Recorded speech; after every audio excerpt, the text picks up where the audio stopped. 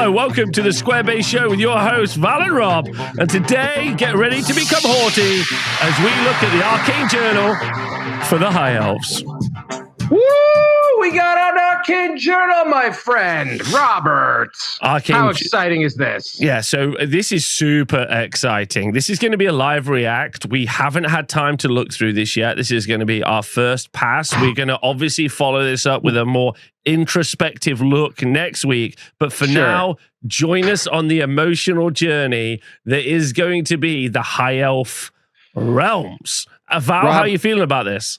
Rob, we only ever make one take, okay? Whatever it is, we're sticking to it. I'm happy to. Ideologues. No, I'm super excited to maybe come back to this, revisit it next week. I think it'd be fun. Well, definitely not next week because Val's away. So the week after. That'd be difficult. You could solo mish it if you want, but this will be fun, and it will at least have some pretty pictures that people can look at. If you are new to Square Based, or at least this show, there is already a deep dive that we've covered, a couple of hours long, on the Grand Army. So this is going to be like a two-piece. They should be able to work together. But there's definitely more content that we can make about High Elves and the other armies after this, so do stick around for that. Super exciting. Inside the Arcane Journal, we have a bunch of new magic items, which is the first thing we're going to cover. Then there are two different armies of infamy, one for Trace and one for the Lothern Sea Guard. We've got a host of new special characters, and we've got everyone's favorite mind worm, the Mirrorwim. The Mirrorworm. The Mirrorworm. Mirrorworm. We did get some comments on the deep dive that we may or may not have gone with a different pronunciation for basically every high elf thing every time we read the word. Mirrorworm. So just buckle up, guys. We're gonna free associate whatever the hell we want. Just important. It's gonna be awesome. Yeah, just important to remember that the words don't matter. All right, so the first thing we're going to look at, we'll put some timestamps in, but we're going to do the magic items first, then we're going to do Trace, then we're going to do Lothern Sea Guard. So first thing we'll look at is the High Elf Magic Realms in what is a classic, at this point, Rob and Val combo. We're going to take one each. So most of these will be usable in also the Grand Army composition, but it will also state if you're not able to use these in them, we'll point that out when we can. And like I said, there's a Tracian one, Lothern Sea Guard. So the first magic weapon, 90 points, is the Woodsman's Axe. Ooh. It's strength plus this one was called out, by the way, on Warhammer Community just today as being a big deal. So buckle up. Let's go. Okay. It's 90 points, so it best be good. It's strength plus 3, AP minus 4. It's got magical attacks, monster slayer, requires 2 hands, but has strike last. And then the Woodsman Axe may only be taken by models in a Tracian Warhost Army of Infamy. 90 points, but Monster Slayer, how you feeling? So as was pointed out, because a lot of, I believe, the High Elf characters that can take this type of thing have always strikes first. Strikes last just means they go at initiative. They got pretty good initiative. So potentially not so bad. 90 points is bonkers, though. That's bonkers. But, negative 4 AP, strength plus 3. It just feels bonkers. I think anything, this fits really well my favorite imaginary format where everyone has to take their most expensive magical weapon. Boom. Nailed it. Yeah, pretty good. Obviously, I think people will be very, very excited about the Monster Slayer. Let us know in the comments below if you are. Next item. The Bow of the Seafarer. We got a 30-inch range, strength 5, negative 3 AP bow. It's cumbersome, has magical attacks, multiple wounds D3. Whoa. Through and through. Ooh. The Bow of the Seafarer counts as a bow of Averlorn, which I believe gives it minus 1 AP and armor bane. The Bow of the Seafarer shoots the bow. The Bow of the Seafarer shoots like a bolt thrower using the through and through special rule in the rule book for 50 points. Strength 5, bolt thrower with multiple wounds. This seems a little more interesting. It is, I would say, fairly interesting. Obviously, being able to give more shooting to an army, which can bring a lot of shooting if it really kind of wants to, but generally not a lot of quality shooting. This is an interesting choice. 50 points is probably pushing it into too expensive for me personally. You do get the ability to put it on someone with pretty wicked ballistic skill, though. That's so true. That's so true. That's something. Yeah. That's something. Yeah, and AP3, you can take pot shots. With AP3, you can take pot shots and stuff. You can be like, strength 5, all right, maybe it's going to be 5s to wound you, but I'm hitting really well, like you say, wounding, pretty nice. Okay. Yeah. Okay, don't hate it. Don't hate it. Next up is the Star Lance. It's 45 points. So this is strength +3. This is a combat weapon. It's AP4. What are these AP values? Where do these come from? Come on, swing it. I know, this is whoa. Magical attacks and strike first. Models whose troop type is cavalry. Wait, hold on. Did we say that the bow of the Seafarer can be taken for any army? Nice. I'd say so. Yeah. I don't see anything. Yeah. No stipulation. Okay, good, because it does also look like the Star Lance also could be taken by anybody as well. Models whose troop type is cavalry or monster only. The Star Lance can be used during a turn in which the wielder charge. Subsequent turns, if it did not charge, the model must use a hand weapon instead. So just strength +3, -4, magic attack strike first. Pretty wicked. Strength +3. Woo! Pretty dope lance. Yeah, very nice. Very nice. 45 points puts it in contention for usable for sure. Blade of Sea Gold. We got 40 points. Strength +1. -1 AP, magical attacks, multiple wounds, D3. Okay. The blade of Sea Gold may only be taken by models in a Sea Guard garrison army of infamy. All right. Whoa. Okay. Multiple wounds, D3. I don't hate. Like, I'm not saying it's fighting dragons, but there's other options out there for something to hit. Like, and it's reasonable. Yeah, and it's got a strength and an AP bonus. Yeah. Do you know what? I'm gonna paint a blade gold. I'll do it. You'll get crazy, man. Get crazy. So have you got a winner out of those? And also, if you are watching this in the comments, what's the winner for you?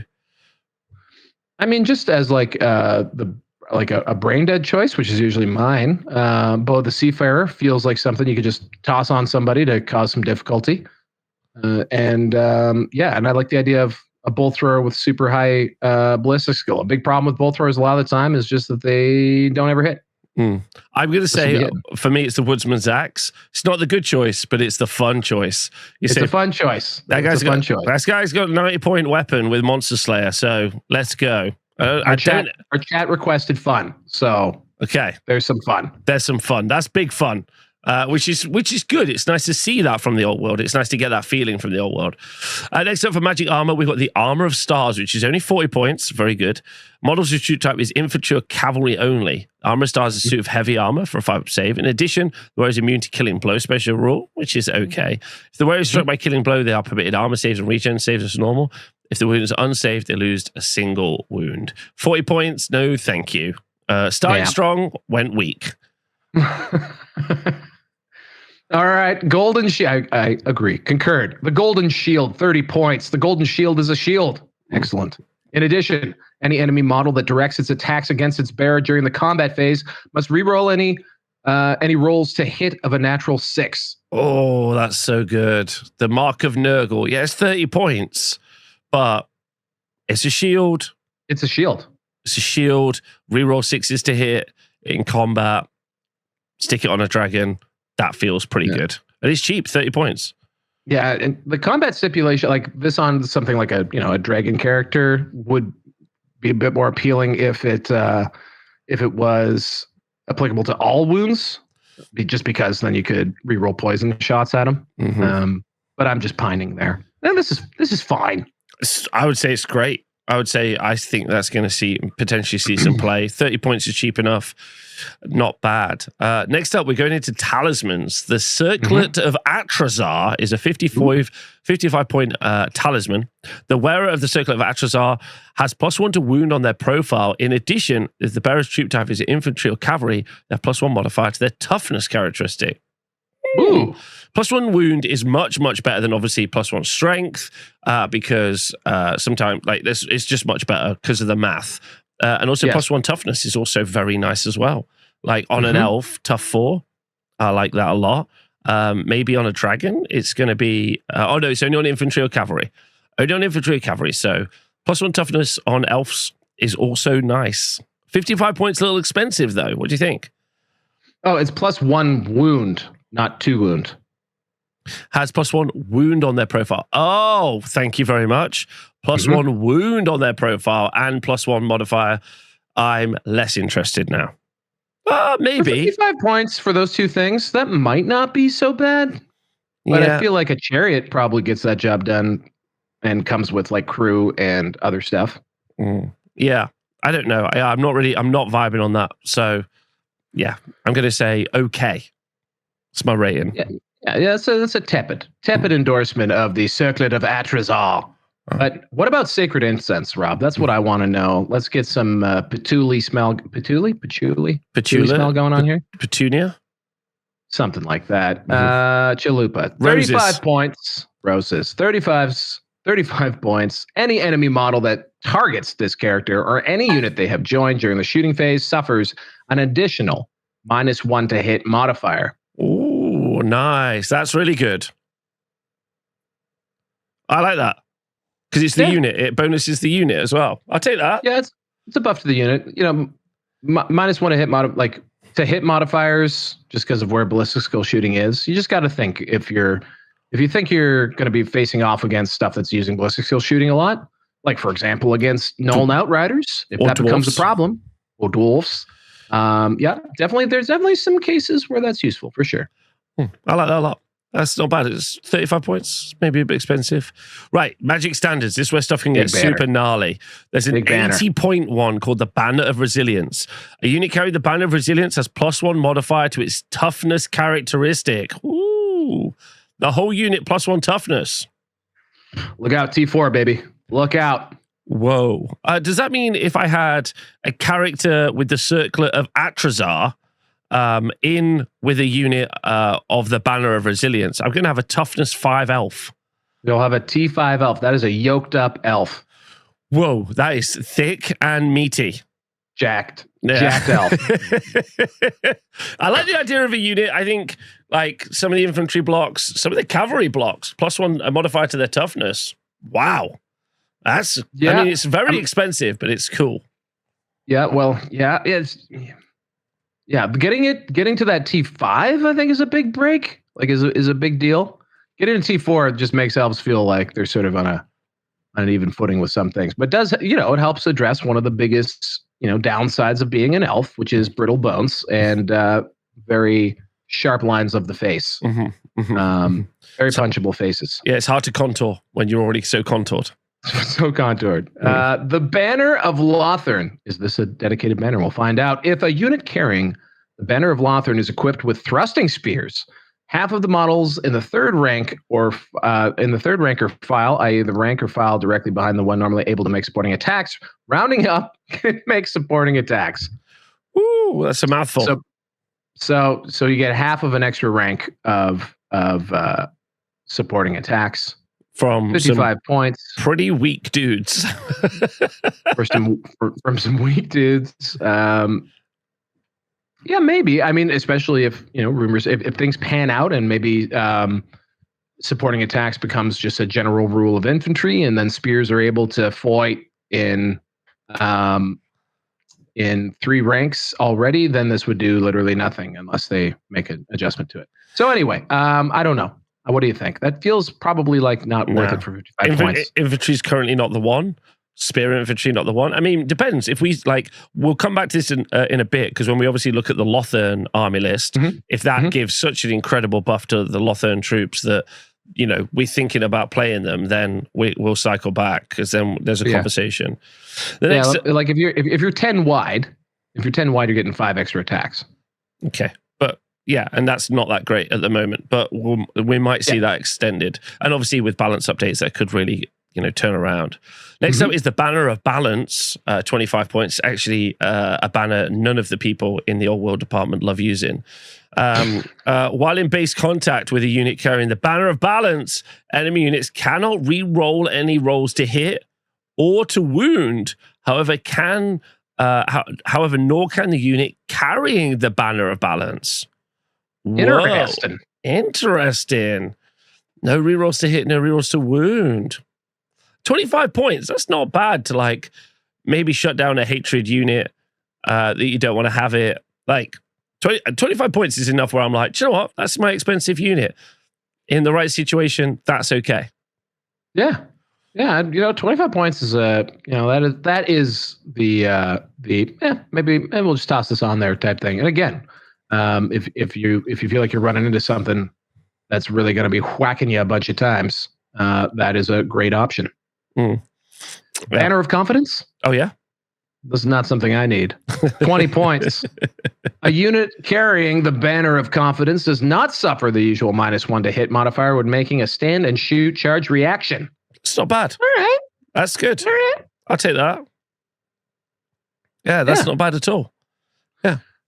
Okay. All right. I like not bad. Out of the banners, anything really stand out? I like the toughness one. It's 80 points, but it's crazy. And I like the balance one as well. There's 2 game changers in here, really. Got to pay the points for it, but they're game changers. Potentially the Banner of Confidence, if Seaguard don't already have that rule. I'm not. I'd have to look, or if also that might also be useful on Sisters of Avalorn if they don't already have some benefit to standing and shooting. Okay. So yeah. Okay. All right. Right. So next up, this is where apparently it's getting spicy in the enchanted items. The first one is the Amulet of the Tempest for 50 points. The Amulet of the Tempest may only be taken by a model in a Sea Guard garrison army of infamy. Whilst within 9 inches of a bearer of the Amulet of Tempest, enemy wizards cannot add their level of wizardry to casting rolls. Ooh. Wow. 50 points. Wow. That seemed good. That's good. Just for context for people watching this, obviously, if you've got a level 4 wizard, I'd roll 2d6 and I'd add 4.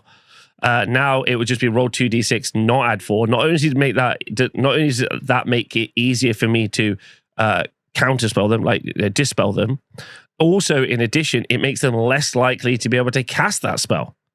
Yeah. Because most of the spells are like 9s, 10s, so statistically you roll in a 7, so you're going to fail spells before you even get attempted to be unbound by a level 4 wizard. That's great, especially if you stick a wizard on a dragon, send it to the enemy. Their main way of dealing with stuff sometimes is to shut you down with spells. Now that's going to be less likely. Well, yeah, and it's 9 inches within 9 inches of the bear, so you got to be danger close. But if you got it on, some sort of cleverly transported character, you can get up there and really cause some problems. Cannot add their level of wizardry to their cat. That's wild. So, like, think of something like the. Are we missing anything here? So it's Seaguard only. So we're gonna have to see what the restrictions are there. But if it's just straight up cannot add their level of wizardry, that's a pretty powerful anti-magic thing. Again, assuming you can keep that bearer in, some form of safe place. And it's an enchanted item, so it's not just a wizard that can take it, which is good. Yes, that's true. That's true. So, okay. Next item, great. 11 out of 10 is what we're saying. Big win for the Elves. Potentially very good. Ring of Fury, 25 points. The wielder of a Ring of Fury can cast a Hammerhand spell from the Lord of Battle magic as a bound spell with a power level of 2. Now, this is a common item, 25 points. The wielder of the Ring of Fury can cast Hammerhand with a power level of 2. No other restrictions, not one use only. I say that's a winner. Yeah, and a very common magic item. I feel that's a winner. Also not bad on a unit champ. Yeah. 25 points. I think that's a perfectly cromulent magical item. I like that a lot. We're seeing the battle magic spells getting set up as bound spells on items. Empire got one, but it was the Oaken Shield, which gives the 5 up ward, but it's one use only item. This, not so much. So that's pretty cool. The next item is also a common magic item, which means you could take it multiple times. The Gem of Courage is 15 points, and a Gem of Courage may only be taken by a model in a Tracian war host. Sorry if I'm saying that wrong. Army of Infamy, single use. Oh, there you go. There's your stipulation. Once per game, when required to make a break test, the bearer of the Gem of Courage and their unit may roll an extra d6 and discard the highest result. Ooh, for 15 points. That's great. I'm calling it. Getting out of a jam potentially with that one. That's not bad because if you're buying a really expensive block anyway, right? Then you're going to be like, cool. I don't mind having a bit of redundancy in there for 15 points. That's really nice. Even if that block's job is just like slowly be ground down on a turn when maybe you just lose because the combat res is so high. Guess what? You're sticking in. That's pretty nice. It would be super cool if it was just discard what you want. Because sometimes you want to break and fall back in good order rather than be pushed back, for example. But in the situation that you're talking about there, when things are getting down to it, for 15 points, the chance of maybe sticking, yep, nothing wrong with it. Okay, do you want to take us through whatever the Vortex Shard is? The Vortex Shard, 50 points. Arcade items, always a contested slot on your mages and wizards. Single use, a wizard. Ooh, single use, 50 points. Buckle up. A wizard may use this item instead of making a dispel attempt. If they do so, the spell is automatically dispelled with no dispel roll required. Excellent. In addition, all remains in play spells currently in play are dispelled, including spells cast by friendly wizards. Do this one first. Yes, this is good. It's 50 points. I know it's only single use, but if they've spent a turn or two trying to get some Pillars of Fire on the board, or you're playing against some Vamps and they're trying to get some spell on the board, then just like, oh my god, imagine how much Vamps are going to get shut down by the no wizard level. I know they get to add loads, but you might get into that level where actually you can fight them. Maybe not, probably. I was also thinking of Tomb Kings. You can add loads to Tomb Kings. Yes. Maybe this isn't as good as I think it is. What do you think? I think in certain matchups, and again, it depends on how good of magic defense the specific armies in this book have. I think in certain matchups, being able to just remove all, remains in play stuff is quite good, and especially in the examples that you gave, like vortices. And certain debuffs and things like that. Again, it's a big point spend, but it could get you out of a pretty bad jam. That's for sure. One thing though is that it's triggered on a dispel attempt, so there might be a little bit of cat and mouse on when you actually use it. Yes, you're right. But you can always threaten it, right? That's kind of the goal. Like you can just constantly be like, is that the one? Is that the one? I think that's pretty good actually for Yep. Yeah. Okay. Next up is the Trickster's Pendant, which is 40 points. Single use again. Ooh. A wizard may use the Trickster's Pendant when attempting to a wizardly dispel. If they do so, roll an extra d6 for making the spell. Roll and discard the lowest result. If the spell is dispelled, the wizard that attempted to cast it cannot attempt to cast any more spells for the remainder of the current turn. Ooh. However, if a double one is rolled on any of the two dice rolled, the bearer is outclassed in the art. Wow. Shut down a whole magic phase potentially, or a whole magic turn. That's pretty good. You got to get the spell off, but that's pretty good. And you got 3d6 well, you got an average of 9, right? I like the idea here because sometimes interactions, less so in the old world than some of the game systems, but sometimes interactions are kind of like a 0-1 game where they do it, they win. If they don't, they don't. So shutting stuff down is really good. But here, this is really that pivotal turn when everything normally fights with each other. This is the turn where you're like, cool, no support for you. You're not getting that extra shooting. You're not getting that vortex off. Do they even want to try and cast the hex or the enchantment in the start? At the start, because then you're like, cool, you're not getting the rest of the phases, or do they pass it and I'm gonna, do you know what I mean? There's some really good mind games here, super fun. Yeah. They're both spendy, and they're also, of course, coming at they're not common, so they're both coming at the expense of any other arcane items you can take on your wizard. But magic defense is especially things that just work. So that's why the Trickster's Pendant's a bit more of a gamble, because they could just roll high, right? And it makes it very difficult to dispel.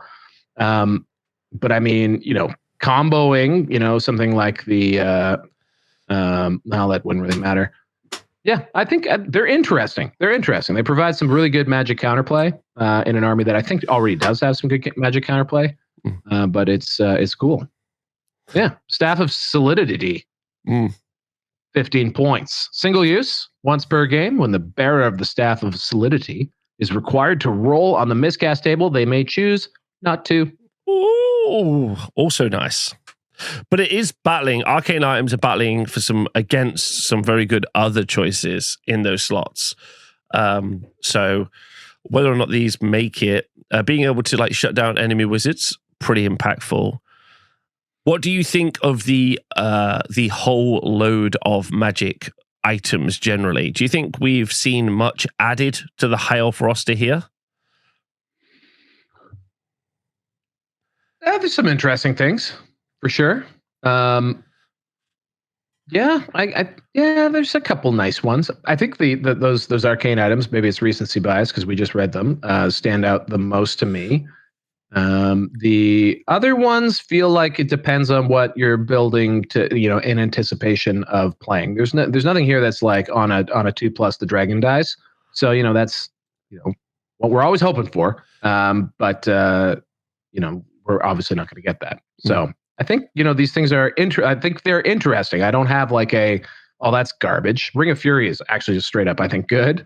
Because you can get Hammer Hand and just have the option of being able to get that off with somebody that you expect to be in combat rather than say, I don't know, a mage, which you hope to not be in combat a lot of the time. So there's some good stuff here for sure. Yeah, I got to say, it feels like standouts for me are being able to stop enemy wizards casting level being added. I'm not saying it's good, but I like the Banner of Resilience for the +1 toughness. It's hard to hit elves already because their weapon skill is high. Their initiative is high, they're going first. Now their toughness might be higher. I don't hate that. Golden Shields, really, I feel is nice. Reroll 6s to hit in combat. I don't hate that either. And I call it Woodsman's Axe for me. I'm ready. It's a fun choice. It's a hefty axe. No doubt about it. Oh, boy. All right, we're going to go look at the Thracian army now. So first thing we're going to do is we are going to look at the Thracian war host. I've definitely said that wrong still. But I'm going to keep going no matter what anyone says. So this is Trace. This is the Lion Guard, right? These are going to be all our Lion bros. So there's got a couple of characters. We've got some new units. We've got a bunch of stuff. Before we can get into any of that, we need to look at what the army composition list is for this army and the special rules. Okay, so you can have one high elf prince or archmage per 1,000 points, which means we can have dragons. So we love that. Yes. We can have one Thracian chieftain or Stormweaver. Ladies and gentlemen, what is a Stormweaver? Per 1,000 points, and multiple high elf nobles. Okay. Yeah. Do you want to talk to us about core? Sure. This is a big on the checklist. You can have level 4 mages in the list. Empire guys right now, as they're listening to this, just throwing books, papers going everywhere. They're like, because they can't. So a level 4 and a dragon available. Yikes. Yeah, already doing okay. At least 33% of your army's points value must be spent on. So this is common in a lot of the sort of the elite armies of infamy, where you have a slightly higher core percentage, but that might be okay because it's Elven Spearmen, Elven Archers, and Thracian Woodsmen, whomever they might be. And then 0 to 1 units of White Lion, 0 to 1 unit of White Lions of Trace per 1,000 points. Very cool. I'm very interested in the Woodsmen to know what they are, because otherwise you're just probably going to try and fill core with those White Lions in their normal units. Correct. Yeah, in one giant block of White Lions. T4 White Lions. Because you need 33%, which normally it's only 25%.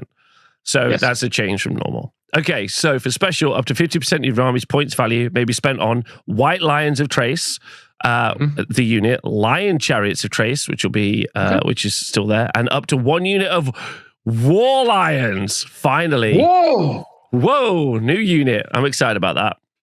Look out! And then Rare's got us also excited as well. Well, it's a little bit of an extra allocation as well here. So up to a third of your army, normally 25%. And they can be 0 to 1 unit of Lion Guard. Interesting. 0 to 1 unit of Shadow Warriors or Sisters of Avalorn. Interesting. Hello. Hi, ladies. 0 to 2 Great Eagles per 1,000 points, and 0 to 1 Eagle Claw Bolt Thrower per 1,000 points. So a lot of good stuff. Yeah, a lot of no good cavalry. Yes, it's true. And your core is a little bit more. You've got to take these things, but potentially a lot of Sisters of Avalon. And then you can either have a High of Noble, or a Tracian Chieftain to be your BSB. Any models that have the option to purchase magic items may purchase from common or High Elf Realms magic items as well. So you've got like the whole kit and caboodle. You got the opportunity to take some new units that we haven't seen before. And you've got access to Dragon, level 4 wizards, and some of your better units in Sisters of Avalon. I got to say, really strong start. This feels good. It feels like this might be good. This is a strong start. You got some good parts. So let's see what extra juice you get on top of. Like, because as far as like a composition of things, like this is already feeling okay. This is feeling okay. So what we've got is the War Host special rules. So the first one is Tracian Pride. Characters in the Tracian War Host Army of Infamy that are able to take an Elva honor may only choose one of the following: Shadowstalker, Tracian Hunter, or Pure of Heart. So that's just a little restriction. That's not really adding loads to it, but that's fine. That's fine. Because you don't have to... that are able to take one may only choose. So you still don't have to take the honor if you don't want the honor. That's true. I was just looking to see if... Sorry, I believe Pure of Heart. Is Pure of Heart the... leadership one. Pure of Heart is the leadership one, I'm pretty certain. Shadowstalker gives you Loner. But I don't think that's necessarily incredibly pressing to this bit right now. Okay. Because you could still already choose them. It's not like there's a new thing that we've been given here. Yeah, that's fair. That's fair. It's just a little bit of extra restriction for, vibes purposes. Excellent. Yeah. Okay. Do you want to take us through the next bit? Certainly. Hidden Trails. 0-1 unit of Elven Spearmen or Elven Archers per 1,000 points with a Tracian War Host Army of Infamy may have the Move Through Cover special rule for 1 point per model. In addition, once per game, after rolling to determine if a unit with the Ambusher special rule that is currently held in reserve as reinforcements arrives, you may apply a +1 or -1 modifier to the result. Okay, that's great. Like ambush manipulation is awesome because ambush by default is on a 4-up in this game, which is pretty harsh. Ambush lets you come on any board edge after the first turn, and without the ability to sort of tweak, like make an adjustment to that roll, sometimes it's a bit risky to put things in ambush. This could make things interesting. I wonder, so everyone has ambush or just those things?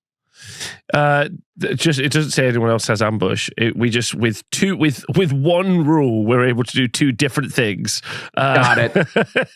And so it's 1 point per model for being able to move through cover for Elven Archers within a war host, and in addition, you once per game after rolling to determine a unit with ambushes, you can do the other thing. So not necessarily phenomenal as a buff. So we move.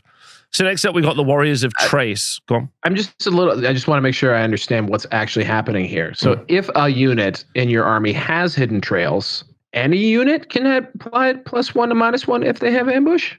No. In addition, once per game after rolling to determine if a unit with the ambush special rule. So in addition, once per game with the ambush special, I would say it's just one unit. One unit, not each every time. Unit with the ambusher special edition once per game after rolling to determine if a unit with the ambusher special rule. Okay, I think there's 2 ways right now. What I'm saying, to not get bogged down, there's basically two answers to that. Either multiple units with ambushers can get +1 once per game, or 1 unit once per game. So I think it's 1 unit once per game, but it's not necessarily. It's not the unit of spearmen or archers. It's some other unit in reserve gets that benefit from them. Yes. It's 2 different, completely independent rules written under one ability for some reason. And these guys are buffing a random unit of ambushers somewhere else. Yes, no idea why. Got it. Cool. Right on.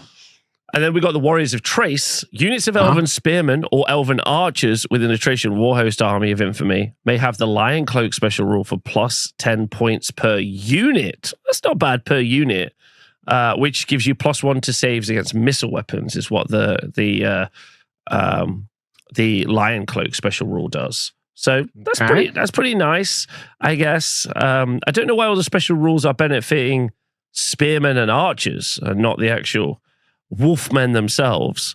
And they got the Warriors of the Warriors of the Wilderness. Once players have finished placing terrain, A Tracian Warhost player may place one additional area of difficult terrain measuring between 8 and 12 inches its widest point. This is a disaster.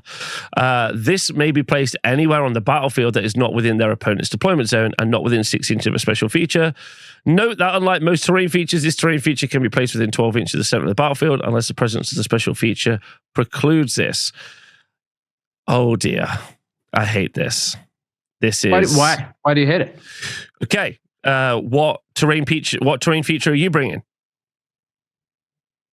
It's one additional area of difficult terrain measuring 8 and 12. So it's just a difficult terrain patch. Yeah, cool. But I'm going to bring like a fucking wall that's like 2 meters high. But that's not what they're saying you can bring. You just bring a patch. It's like just like an area of difficult terrain. Yeah, but like just because it is an area, but my area has a giant bit on it. We disagree. Exactly. That's my problem. Being able to, we've had this very recently with wood elves as an example. Bring a forest, but while the forest specifications are specific, they're unfortunately problematic because and this has been something that was actually a problem in Warhammer Fantasy Battle days as well. So what would be really nice for TOs, in my opinion, because I'm going to also do this with wild woods at my events, or what wood elves can bring. I'm also going to do this and say, hey, if you're playing a Warriors of the Wilderness, I'll provide you with the terrain feature myself. Yeah. That way. Or just define it better than between 8 and 12 inches at its widest point, because that can also make things very long and skinny. Yeah. So yeah, it's but also that's pretty beefy slice of difficult terrain that you can just sort of slap anywhere you want. And that is, that's interesting. Is the what is the idea of it? That it's just a wild area on the board. I guess, yeah, because they're woodsmen. So I don't know, like some deep grass for their lions to like get down low in and get ready to pounce, huh? Yeah, like that. Yeah, I'm just gonna put this out there that unfortunately is an issue that just needs to be resolved. Also, like, it needs to be resolved. Yeah. Because as a TO, myself, I would immediately be like, hey guys, I'm going to provide that. Otherwise, I think you'll get people. It's also a little bit difficult for the high elf players because then their box, which might fit loads of little cute high elves in, now has to have a bit of terrain in as well. That's harder to transport. You get a harder to transport piece.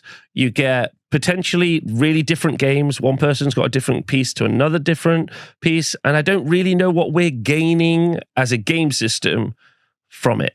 That's asking what we're gaining here. Yeah, you're gaining the ability to like shape the battlefield to something that preferences the white lions. And I think most people, as far as like difficulty of bringing it, you just slap a neoprene mouse objective down, or something like that, or get more fun and actually have like a themed piece of terrain that you can put down. I agree, just because of the way they define the size of it, that's a bit lame, but that is something that you can definitely house rule and get around. Overall, I'm not offended by this. However, taken as a whole, what are you thinking of the army rules? Oh, well, I think the army rules are like a nothing burger, really. Like started with good, strong composition, and I do get it. Like it's a host of elves that have been sent to the mainland to recapture someone. So, the idea is that they're better at stalking through woods and wilderness and maybe even ambushing a bit better, but like not really picking up. Maybe it compounds when we start to look at the special characters, like the special characters that add some elements to it that we haven't seen so far. But for me, I'm going to say feels like a nothing burger, but with just a different force org. That's my choice. Yeah, and I think you're right. Like, we'll see what the actual new units and characters and stuff bring to the table. And I guess they're probably operating under the assumption that the pieces that you're already getting are pretty good.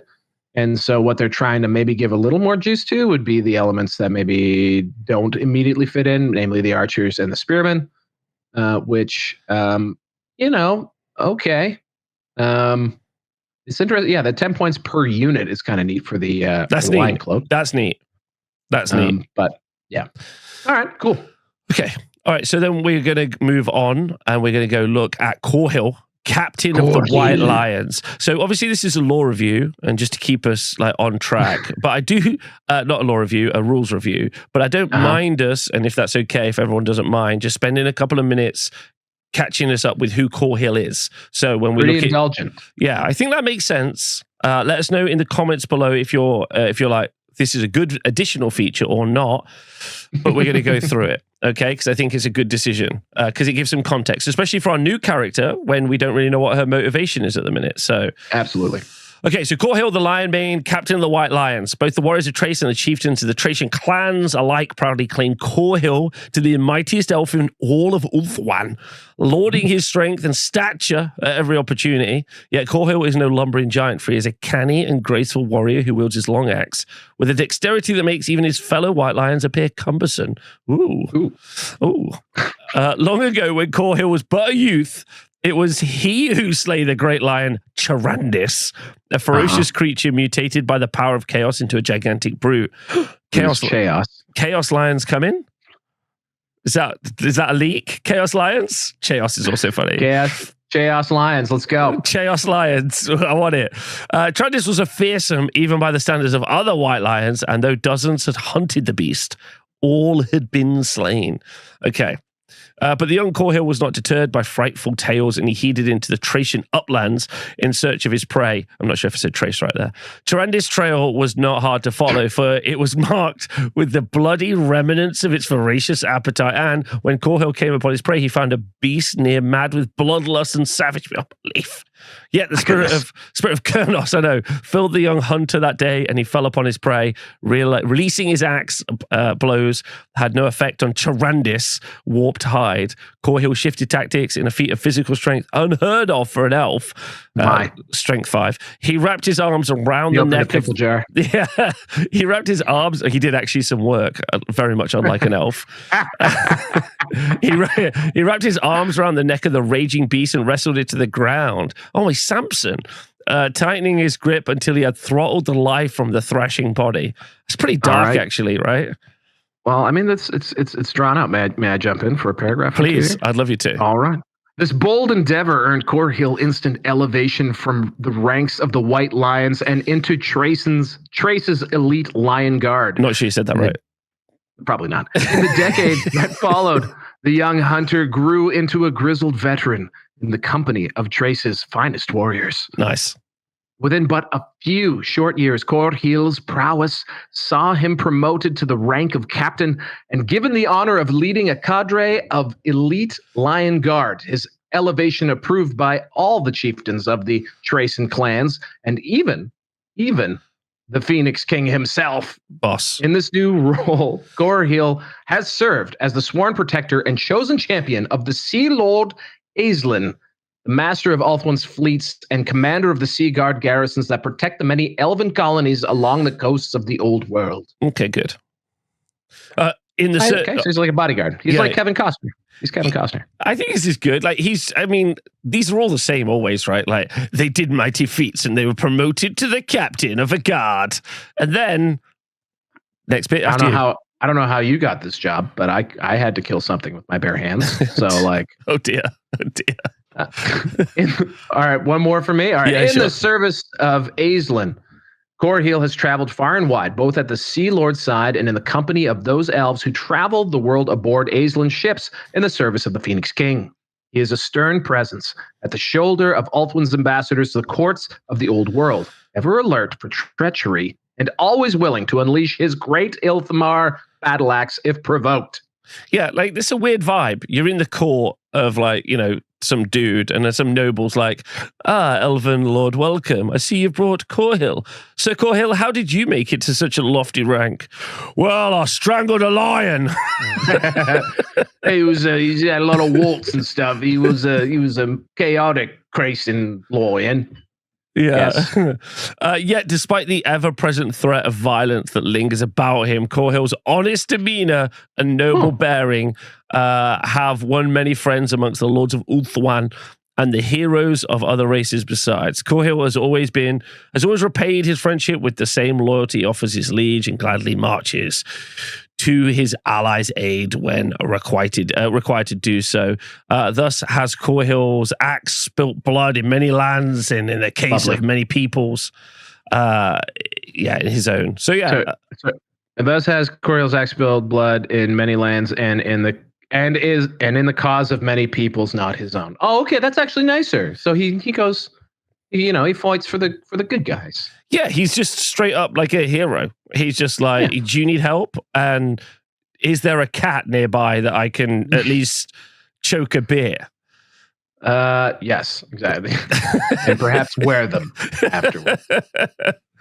Okay, so Corhill Lionmane, the captain of the White Lions, is 175 point heavy infantry character on a 25 mil base. His weapon skill 7, which is pretty impressive, and ballistic skill 5, even though I doubt he has a bow. He moves 5. He has strength 4. One mightier than all of the others. Toughness 3 with 3 wounds. Initiative 6 with 4 attacks. He does have a hand weapon, Chael, which has got a special ability. And then he's got the Pelt of Chirandis. Oh my God, I'm so excited to see what that does.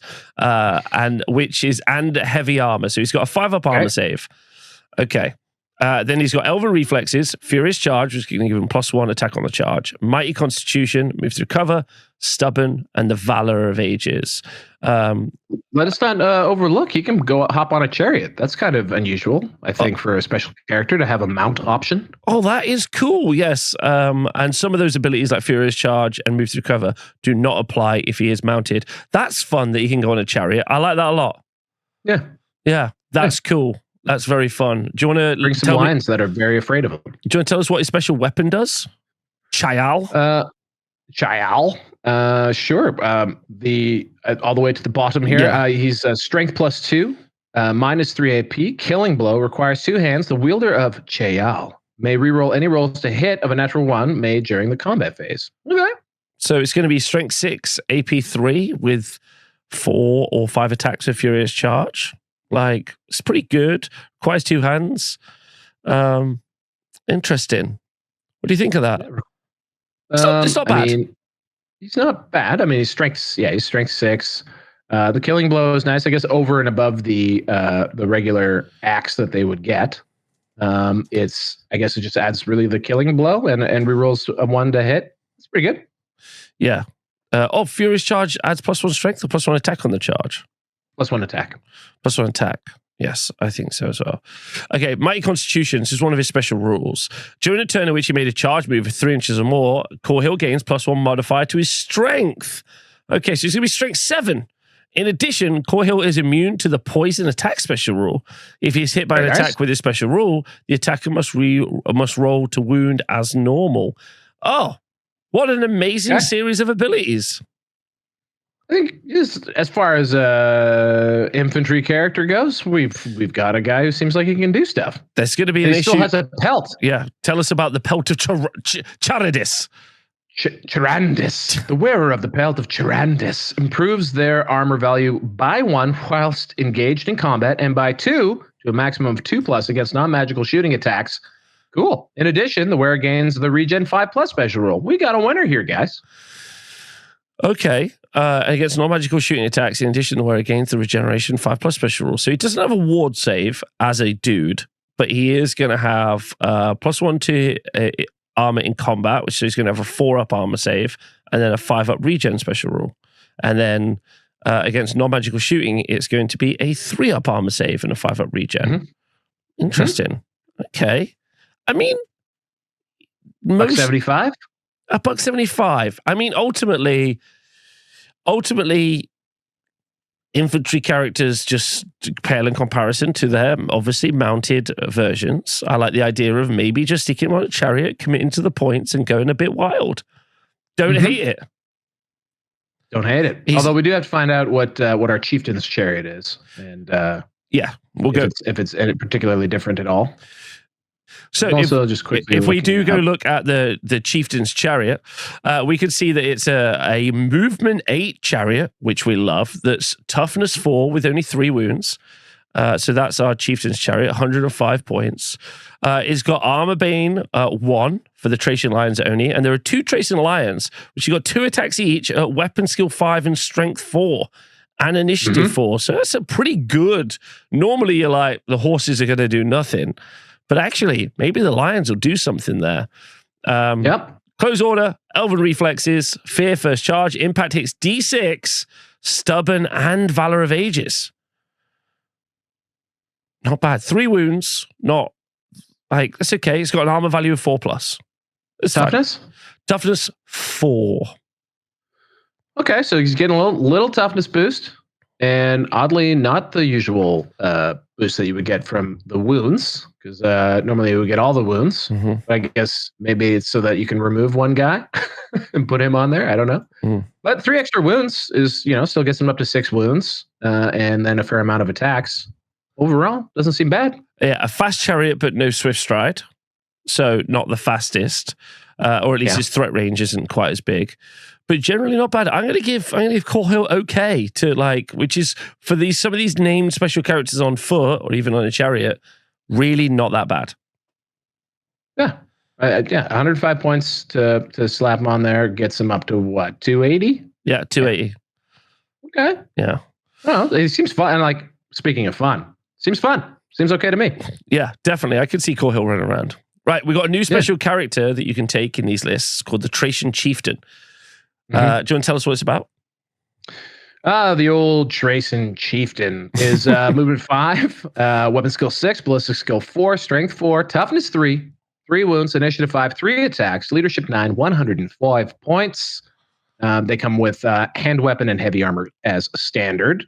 Now they can add instead an additional hand weapon, so it's double wield, or a Thracian great blade, so their big axe, may be mounted on a chieftain's chariot for the 105 points, and may purchase magic items up to a total of 75 points. So not quite, the Lord tier, but more than usual. That's pretty cool. They have Furious Charge, Ithalmar weapons, Lion Cloak, Move Through Cover, Strike Burst, Stubborn, and Valor of the Ages. I mean, it's expensive, 105 points, but you got 3 attacks. You could do a bunch of fighting. Maybe that's good for combat res. I can't really see this being taken off. Could use it obviously as your BSB, because you can do that in this army. He's fine. Are you going to spend those points over a wizard? Probably not. But he's okay. Yeah, considering he's competing with dragons and stuff, because you could just have your regular dragon lords and things in this army, basically exactly what you would normally take in a high elf army right now. He may not be picked a lot, but 2 things, Robbo. Yeah. He's got a cool model, and he is at least not he's not terrible. He's not awful. Nope. So could definitely get play. I mean, he's 109 points with just the Trace and Great Blade, and then you can also give him a fair amount of stuff. Yeah, you could tool him up, stick him on a chariot, and this does give you the opportunity to take a few chariots going pretty fast and doing some combat res. That's not bad. I don't hate that. The chariot not having swift stride maybe reduces down how much I'm excited about that, but a bunch of Thracian chieftains on chariots mowing people down is a very cool army, in my opinion, and sometimes it's about that life, and I'm about that life, so that's cool. Lovely. So the next unit we're going to look at are Storm Weavers, a new unit entry to High Elves. 85 points for what is a level 1 wizard who knows spells from either dark magic, elementalism, or illusion. They can be upgraded to both a level 2 or a level 3, which is a nice new feature, and can be mounted on a unicorn, which we have the profile for in a minute as well, and can take magic items up to 75 points, which is kind of interesting. It's another unit that fits between what we would classically think of as a hero and a lord, very, very odd. So it's got Elven Reflexes, Litharm Weapons, Law of Safari, and the Valor of Ages as well. So Valor, level 3 wizard potentially. Is nice, especially if those army restrictions that we've heard about for about 1 million years do come true, and you can only have 1 level 4 and multiple level 3s. I quite like the idea of being able to upgrade it all the way to level 3 if I want to. I mean, you are getting to how many points though? 145 points for level 3. That feels like what a lot of level 4s cost. Am I crazy? No, but you are a goblin player also, so yes. Aha. Got it. Okay. Touché. No, but even Empire, maybe I feel like might be somewhere in that number. Okay, so what benefit what does this guy do differently that others don't? The Stormweaver, I think the fact that the Stormweaver can just be, I don't know, be taken. It doesn't bring you anything. It could be taken on a unicorn, so we could talk about that. Let's look at that, and maybe we'll understand the whole package. So on a unicorn, you get +1 wound, so you would have 3 wounds. Not bad. And it's only 35 points. That is cheap to get decked out for +1 wound, which gives you move 10. It gives you 2 attacks, strength 4, armor bane, armored hide, so you're going to have a 6-up armor save, beguiling aura, countercharge magical attacks, stomp attacks, and swift stride. So this could be quite. Enemy models must make a leadership test before making any rolls to hit against the model during the combat phase. This test is failed, only rolls of 6, a natural 6 to hit. So a hopeful I can get out of combat. Okay. That's interesting. Yep. So you just spotted Val for the Stormweavers. Yeah, this just in. The big difference for Stormweavers would be what magic lores they have access to. So dark magic swaps out for high magic. They don't get battle magic, and then both the regular mages and these guys get elementalism and illusion. So basically, it's a way to access dark magic, which is interesting on a level 3. And the unicorn, as far as a mount goes, I mean, movement 10. Monstrous Cav. Monstrous Cav, so it's got 360 ability to look around 360, which is great. 40 by 60 millimeters, and can be screened by cavalry, but I guess that would be for Grand Army. This is just interesting. I guess it comes down to whether or not you need access to this type of a wizard, or I wish it had more of the regular mount options. That's kind of what I'm wishing. So that way you could actually use it with other stuff.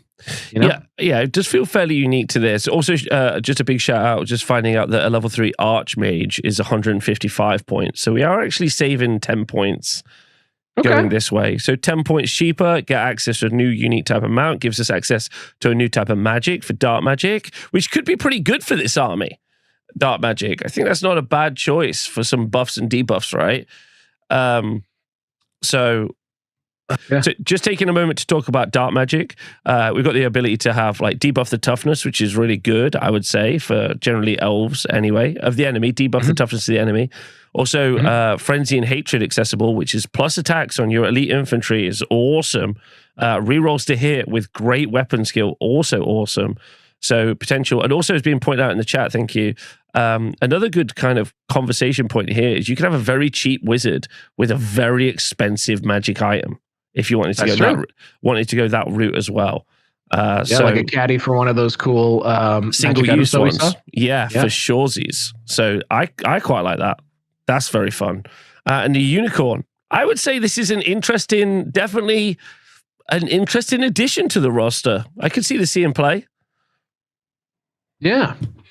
Yeah, you okay? You'd be like, oh, this is nice. It's a little bit perplexing. It feels like they're moving outside of the paradigm that we're generally used to from the old world. This feels like a Lord hero kind of, it's hybrid. A tweener. It's a tweener character type. And then I think with all of these, just like we were looking at with the White Lion character, is that this Stormweaver probably still pales in comparison to like your Archmage on a dragon, but it's not like a completely garbage choice. And there might be a reason that you want to use a Stormweaver because we haven't yet seen what the Sea Guard are up to. The unicorn thing too is interesting. I want to read more about what the idea is behind these guys. What model this is it's just kind of perplexing. I think dipping into dark magic is also really interesting. Kind of more going, Trace is pretty wild, so the concept of becoming a more wild, feral army and moving towards that is very good. Yes, also good shout out that there's no Lilith's blessings on those mages either. So maybe like a little bit of a nerf. Okay, so next unit we're going to look at is the one of the core choices is the Tracian Woodsman. So this is our new unit. This is a regular infantry unit. They've got hand weapons, Tracian great blades, and light armor. So the Trajan Great Blades, if I'm not mistaken, maybe we could just quickly grab that so I get the stats exactly right. I think I know what it is, but it's worth looking at. It is a strength +2, -3 AP, requires 2 hands, strike last. Okay, so strike last, bad. Requires 2 hands, also bad. But strength +2, and their strength base 4. This is your core choice. Strength 4 up to strength 6, AP 2. Their weapon skill 4 and initiative 4. So not too bad.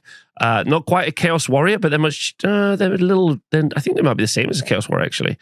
Only 1 attack each. Okay, they could take war bows though. If you'd like to add that for a point a model, and their light armor can be replaced with heavy armor, so you can go from a 6 up to a 5 up. You can have a full command, obviously, and you can. One unit may replace the Vanguard special rule, which they have because they've got Elven reflexes, move through cover, skirmishes, Valor Ages, and Vanguard. Vanguard on an infantry unit. Let's talk about that. And then here's maybe the secret: you can either give them scouts for free or ambushes. And then we know with the army special rule, we can have +1, -1 to that unit arriving. So we can have a pretty hefty combat block arrive in ambush if we want, all out of the core choice. Yeah, and they all like even without scouts. I mean, free scouts is pretty dope. They are unit size 5+. They skirmish. They have gigantic axes and war bows, which I assume are also the special elf bows. So these guys seem pretty good. What does that package cost you? War bows and heavy armor. Gets you to 14 points. 14 points a model. I mean, seems good. It does seem good. Why would ambushers cost and scouts be free? I don't know. I mean, even a small unit of woodsmen, right? Like potentially, and they've got move through cover. So that piece of terrain that you can bring with you, you could just dump them somewhere near that piece of terrain if you want to. Yeah. I mean, these guys are core as well, right? So like, what are they competing with? They're competing with actual white lions, but these guys shoot. Are they really that much worse at doing white line stuff than white lines, who are also 14 points base? I guess these. I don't rate white lines at all. So why would you? Yeah, these guys seem better than white lines, right? Like just the woodsman. Yeah, just loads crazy here. Also, maybe MSU woodsman. Like you could take multiple Trajan woodsmen, right? Yeah, for sure. Yeah, only 1 unit can be ambushes. Sorry, up to 0 to 1 unit may replace Vanguard special with ambush. You can only have 1. You can't have multiple small units, right? Yeah, but you could have 1 beefy units with the scouts if you wanted, or smaller, depending on how you want to use it. I mean, they all have Vanguard, so I mean they're all bumping up wherever they want to go. At least, I mean, from your core choice, having a Vanguard unit that's just going to move up the middle of the board, that's skirmish, maybe move behind a piece of terrain you've set up yourself. Very nice. Yeah, and you can give the whole unit Lion Cloak for 10 points. So it's going to be so you can have a 5-up armor save, 4-up armor save against shooting. Yeah. I think that's pretty certain. I'm pretty certain that's what the Lion Cloak does. It gives you +1 save against shooting, not +2. I'm just looking at the so like they lose some of the they lose a couple rules over the white lions, but in general, I mean, these guys have the axe. They have just as many attacks. They also have a bow. Yeah. They seem good. I'm giving this the stamp of this seems good. Yeah, I think like you're going to need to use these really well, but you've got the opportunity to use them really well. And yeah, strike last is garbage, but still doing attacks is great. All right, cool. I like this a lot. Trajan Woodsman, we're into it. So out of the rare section, you can have Lion Guard. Okay. Yep. So Lion Guard are heavy infantry. They've got hand weapons, Trajan Great Blades, and heavy armor. They are weapon skill a mighty 6 and a base leadership a 9. Wow. They move 5. They are strength 4. Oh, actually. What ballistic skill with the woodsman? Ballistic skill 4 on the woodsman. Okay. Yeah, this is pretty good. Yeah. Lion Guard, Weapon skill 6, strength 4. As we said, they have got initiative 5, still only 1 attack each for 18 points. But they've got the Champions of Trace special rule, which we'll look at. Close order, Elven Reflexes, Furious Charge, Lion Cloak for free, Stubborn, and Veteran. And then the Champions of Trace, any model in a unit of Lion Guard can accept challenges in the same manner as a character. In addition, once per turn, a character that's joined a unit of Lion Guard may re-roll their Lookout Sir roll. Nice. I like that. But the 1 attack is, I think, disappointing for an elite unit. Yeah, this could be where Corhill goes, but also, dark magic, give him frenzy, give him some hatred, got a little stew going, and also I'm pretty sure high magic has some good unit buffs too. So that's all on point. So for 4 extra points, what are we getting? We're getting better. We're getting better weapon skill. +2 to the weapon skill, +1 to the initiative is what we're getting. We're also heavy armor is included. And that's big. You can take a magic standard up to 50. And the Lion Guard captain could take a magic item up to a total of 50, which is pretty wild. Nice. But if you would like to get +1 toughness on these, you're going to have to take the BSB. So I guess maybe there's the potential that you build like your mega block out of this. The +1 attack's a bit whatever. Like the only 1 attack is a bit nothing. So that's pretty normal, though. That's not unexpected. Furious Charge, as is being pointed out in the chat, so you do get +1 attack on the charge. Yeah, you get close order rather than open order versus regular White Lions. I'm not seeing necessarily what. Maybe I'm missing something here. What is the real big buff? I mean, their weapon skill does go up 1 notch from weapon skill 5 to 6. Oh, against White Lions. Yeah, I guess just regular ass White Lions. Yeah. So these guys are close order rather than open order. So they have a little bit extra combat res built in. Not usually something I get the sense that costs anything. We have the Champions of Trace special rule, which is a little bit better than Kingsguard, I think. Yeah. So Kingsguard is a White Lion's ability that allows them to accept challenges, just like these guys. They just don't get to reroll the Lookout Sir. I'm not really. Oh, they're veteran. Yeah, they're veteran. Furious Charge is probably Furious Charge, veteran, stubborn, and they lose move through cover. Mm-hmm. Okay.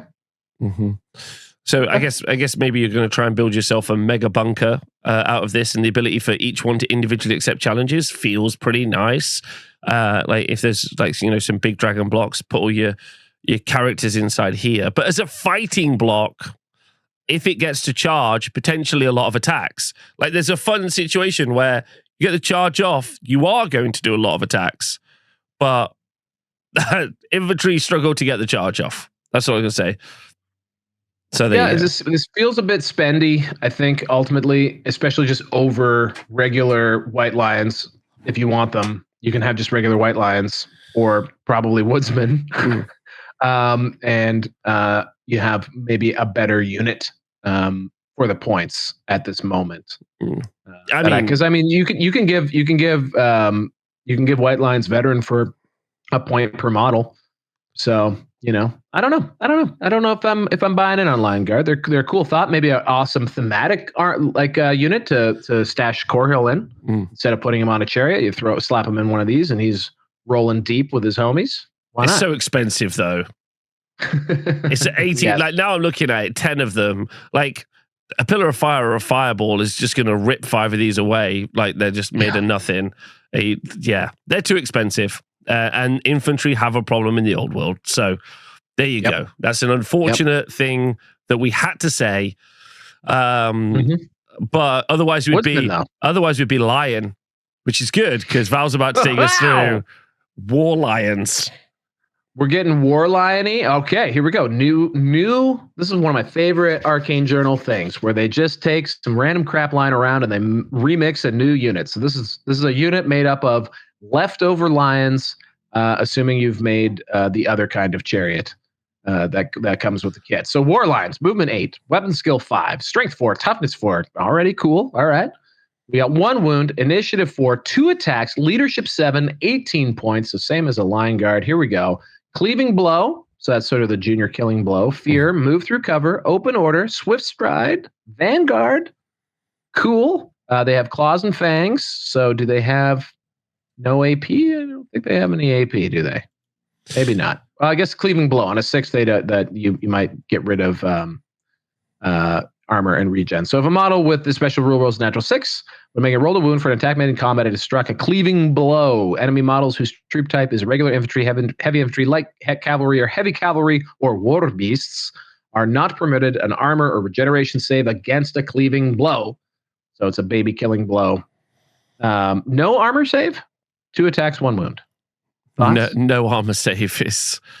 I like Vanguard. Ultimately, a unit of War Lions, I can take a unit of 2, right?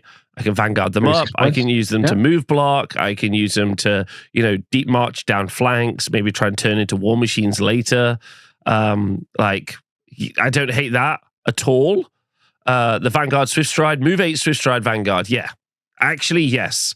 Unit of 2 units of 2, 40 points, 80 points for some move blocking, some chaffing, some redirecting. I'll take that. They're not doing anything else, but I like the opportunity of being able to take 80 points of controlling the game state.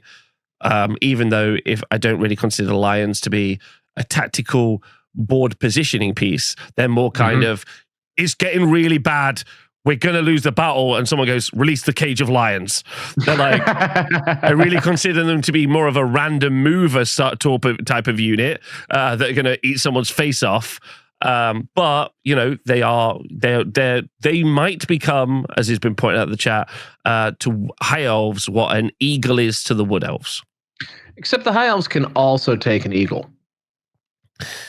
They might become a foot-based version of an eagle. I think actually, in you, because I was ready to poop. Okay, so as my esteemed colleague Rob pointed out, they can be taken in units of 2. So I think as a throwaway unit that is maybe too useless to even bother targeting, that's where I think their value might be. They can Vanguard, correct? So they can get up there, maybe along, like you said, a board edge or something. Just be annoying somewhere, or even behind your giant piece of terrain that you've set up. Yes, but that's just difficult terrain. So people can still see them. It's not like they can't actually pounce out of it. That'd be cool. A pounce special rule would be awesome if you just set up some deep grass in the middle and you just put lines in it. Now there's some design space, but yeah, I think maybe there's some use here. We're talking a lot about them. I think they're just sort of a bit of a nothing burger, as you said earlier. But sometimes in the race to the bottom, a video none of you will ever watch, but in the race to the bottom, sometimes cheapness is its own quality. Absolutely.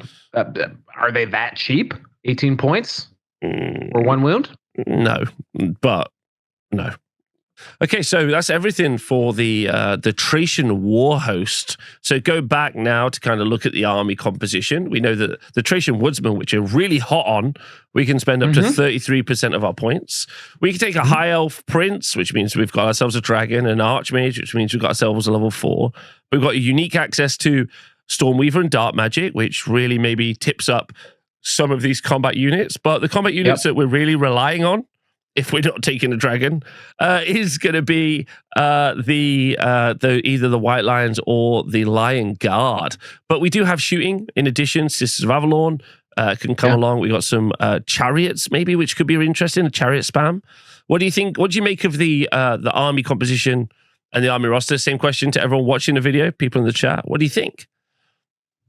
I think this airs closer to forcing you into thematic choices that you can do a fun themey army with. If they didn't have access to the dragon, to an elf on dragon and the archmage on dragon, that's probably all we would be talking about. So if you wanted to sort of self nerf and not bring those particular units, then there's maybe a bit less meat on this bone. But if you want a Thracian themed army, I think there's some good stuff. I think there's some definite good stuff here. And the woodsmen specifically, I think would be a fun kit bash.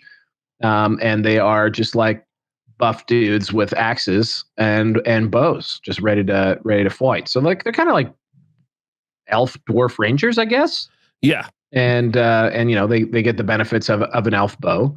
So overall, I think this feels like a definitely something you can make a cool army out of, and definitely a cool themed army. Yeah. I for sure like the Thracian Woodsman for the chariots as well. I love Corhill. I think Corhill's fine. He's not necessarily brilliant, but I like Corhill. I like the giant Woodsman axe I can bring. I can bring Corhill and the Woodsman's axe as well. Chop some heads off. If I wanted to, I can make a unit toughness 4 as well. So maybe that's a way of making my Lion Guard a little bit stronger. But I think those 18 points for toughness 3 and a 5-up save does feel disappointing. And then the special abilities really don't add much to the flavor apart from 1 unit of Thracian Woodsman. Or if it reads the other way, oh no, because only 1 unit can be given ambushes. So 1 unit is going to ambush. I like the if I could have multiple units of Thracian Woodsman with ambush, then I'd be like, okay, you're ticking some boxes for me now. Some MSU units turning up, doing some flank charges, getting me some combat res. Yeah, I'd be really keen on that. So yeah, I think interesting, thematic, but not necessarily like hitting all the special rules I'd want them to hit. But bringing that giant piece of terrain, I think is thematically awesome. I would like to say that, but highly problematic in the game state of like generally traveling, playing at games. Not keen on that. So I mean, personally, I think you're just a bit shook by the first person who realized that they could manipulate the size and shape of the woods from Wood Elves. It's a recent, fresh memory. We can just make a nice little rule and nip that one in the bud. I think it's fine. Moreover, I think it's more a question of like, well, what are you going to use that piece of terrain for? Like, what are you going to set up? Because charging into or out of it is just as bad for you as it is for your opponent. So like natural? Maybe it's a nice. Is it natural? They did tweak what the Green Knight considers natural enough. I think it's pretty much just forest now. Okay. I might be wrong, but we can look at that. Yeah, it might just be a nice new place for the Green Knight to hop out and kick your butt. But it could also be a place for scouting woodsmen to hang out and shoot things.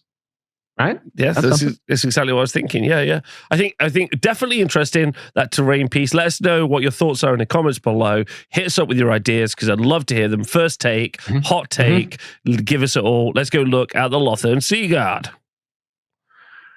So intro for the Sea Guard garrison. These are the Marines of the High Elves. They're garrisoned all over the old world on islands, just watching, making sure that those sea lanes are not overrun by chaos. In this composition list, we have 50% go to characters, of which you can choose from Sea Guard garrison commanders and Stormweavers. Okay. 0 to 1 Dragon Mage, High Elf Noble, or High Elf Mage per 1,000 points. Okay. All right. So no Archmage, but level 3 in the Stormweaver at least. So that's not too bad. And no the Dragon Mage could go on a dragon. Could go on a Dragon Mage can go on a dragon. Can't the Noble go on a dragon? High Elf Noble can. Noble could be potentially. All right, we'll come back to that. Yep, no problem.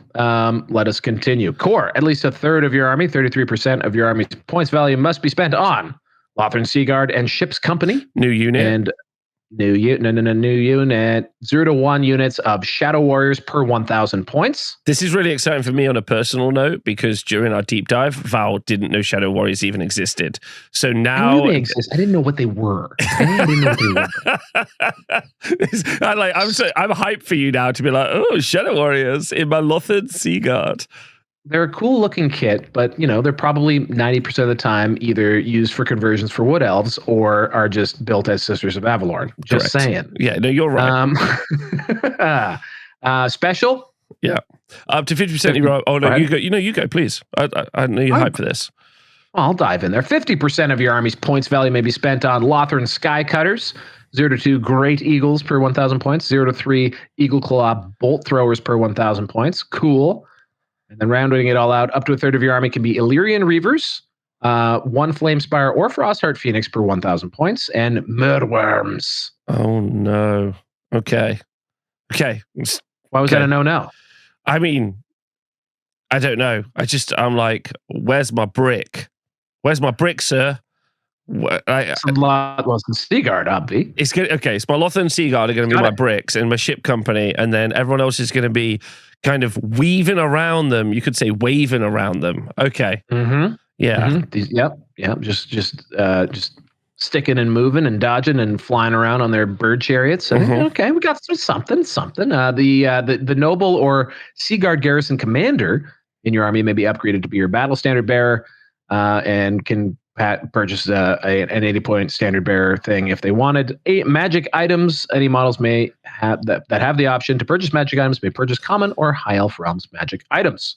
Okay, pretty tight little composition list there, pal. Yeah, this is toy. This is a toy 10. I'm really hoping those Lothern Seaguard and Ships Company can bring home the bacon, because otherwise we've got a lot of stuff, but I'm not really sure how it all works together. Like the Frostheart Phoenix feels like it combo charges with stuff, and I'm like, who we combo charging with, sir? So that's what I want to see. So I want those Lothern Seaguard to get some big buffs, and probably a big buff to shooting here as well. Access to high magic is going to help with shooting. A potential mob, but they don't really have access to high magic. Oh no, because they don't have. Oh wait, they got high elf mage. They have a mage, but not an archmage. So they got a level 2 up to a level 2 wizard. So their highest wizard ability or power right now is a 3. And that kind of, so again, like getting back to the theminess of them, and maybe that's why the Stormweaver was sort of added in, is that these are the guys far away from home. So like the really learned wizards are probably hanging out in big old towers back on Ulthuan, sniffing books. The Stormweavers is sniffing books, reading stuff, nerds, criticizing the youth. And the Stormweavers are more like your what do they call them? Hedge wizards. Yeah. Yeah, they're more like your traveling wizard of the elf persuasion. So that's their deal. A level 3 is kind of a, it's not as obviously as bad as being stuck with level 2. So that's something. I'm not moaning about it at all yet. I'm gearing up for it though. I want to just see here. Should we go through the special rules? I will say here though, a prince or noble may be mounted on not a good dragon. But princes only for the nope, just moon dragons. The star dragons are princes only. Okay. And sun dragon. They don't have. Now the sun dragon would be, I think, the dragon mage. Okay. Yeah. Of which you can have one. Okay. 1,000 points. Okay, so no access to a level 4, no access to a dragon. Okay.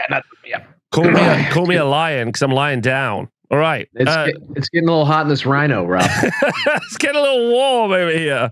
But JTY did tell us in the Warcom article today that they are given a lot of buffs to attacks and shooting. So let's see what we got.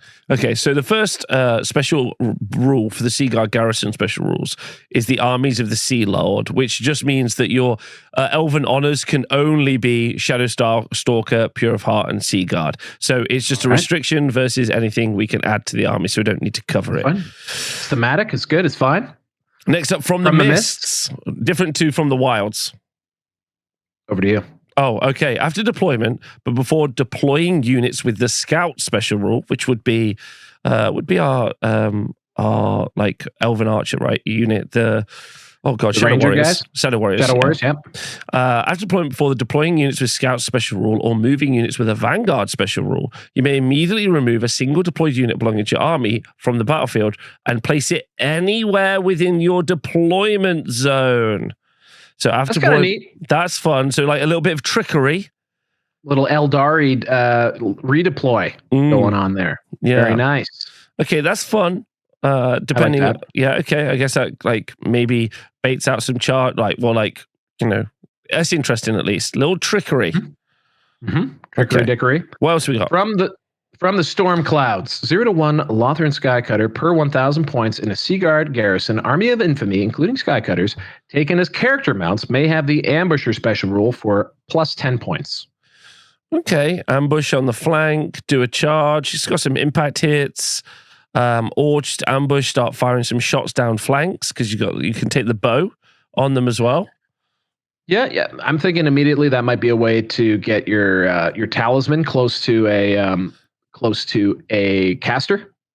Yeah. Right. To reduce the magical ability of an opposing army. That could be something. But it's not much. It's not much, and also they can only, so far as we know, come in on a 4-up, so that's also problematic. Okay, and then we've got Old World Rangers, a unit of 0 to 1 Shadow Warriors with a unit strength of 10 or less in a Seaguard garrison army of infamy may have their ambushes special rule for free. Okay, so unit strength of 10, so your little small minimum unit can be ambushes. Ooh, just getting a lot of energy from the rules guys that they really love ambushing. And I don't know, there must be like an expert ambusher at the Games Workshop rules team, because they're doing some stuff. Better. They're doing some stuff we haven't seen. Whatever they're doing, it's good.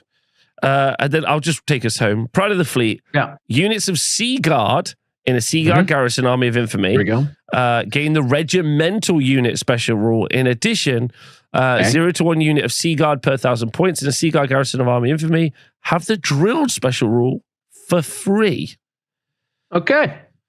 All right. So they get drilled. They get drilled and regimental. Okay. And they also already kind of had, don't they already have kind of a weird drilled as well? Or like a similar rule to drilled? Yeah, but now you've got 1 unit per 1,000 points for free. No, I'm saying is they can already do something funny with like changing their ranks, or maybe they're facing. The Sea Guard have a special rule that I need to maybe pause, but let me just have a look. Probably not. Okay, so naval discipline, by the way, on Sea Guard, just to refresh our memories. A unit of Lothran Sea Guard may use a special rule when it makes a stand and shoot charge reaction. A unit that does so can make a stand and shoot charge reaction regardless of how close the charging unit is.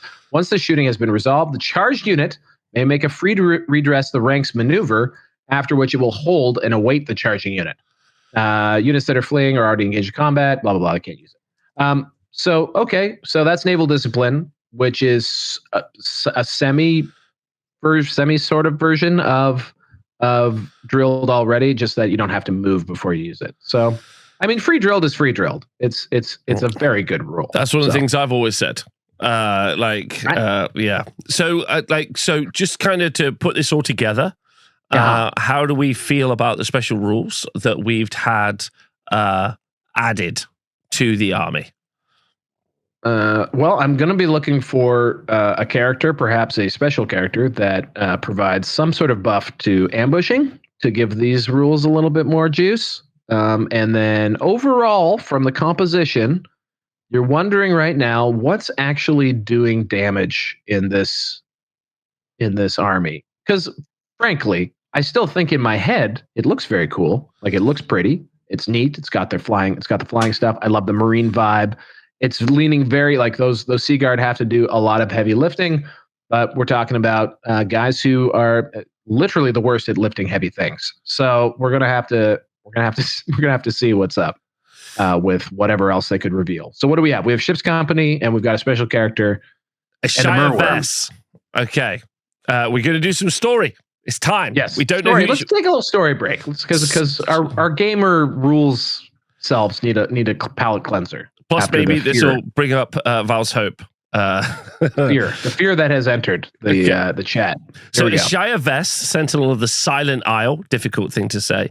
As the master of Phoenix King's fleet, Sea Lord Aisling relies upon trusted commanders to watch over clusters of garrisons that can be found perched atop cliffs and looming over estuaries. Aisha Vess, Sentinel of the Silent Isle, is one such commander of one of Aisling's most capable warriors. Okay, do you want to take it away? Sure. After serving in the militia of the port city of Lothran for a number of decades, training in the art of spear and bow, as is expected of all in Ulthuan, Ishaya realized the life of a warrior was one worth living. Rather than spend the next few centuries mastering more serene arts, Ishaya instead chose to commission into the Sea Guard, Lothran's famed seaborne warriors. As the decades cascaded into centuries, Ishaya seldom felt more than fleeting pangs of homesickness as she enjoyed the freedom of sailing across the world's oceans, observing the strange customs of the younger races, and battling the evils of the servants of darkness. A cool little counter, the yin and or yang to the Chaos one we met. What's her name? Oh, yes. Friedal. Maybe perhaps this portends a meeting in the future. There are few... Wait a minute. Did I skip somewhere? I lost my spot. Okay. You can pick it up if you know where I was. Yeah, sure. There are few bonds of fellowship forged as strongly as those shared between crewmates and ocean-going warships, especially those who serve at each other's side for decades at a time. Kind of reminds me of like that documentary about that guy who fell in love with a car, but I digress.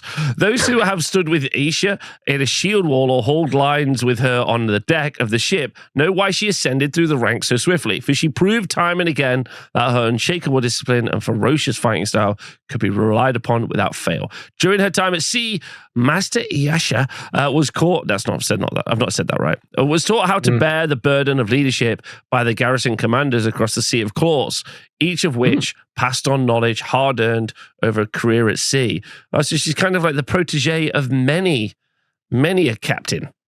Yeah, and one must wonder, are elves very slow learners? Because we've already referred to centuries at sea. So how many lessons can really be passed on? You know what I mean? Yeah, maybe she's a bit thick. Yeah, but she's a slow learner.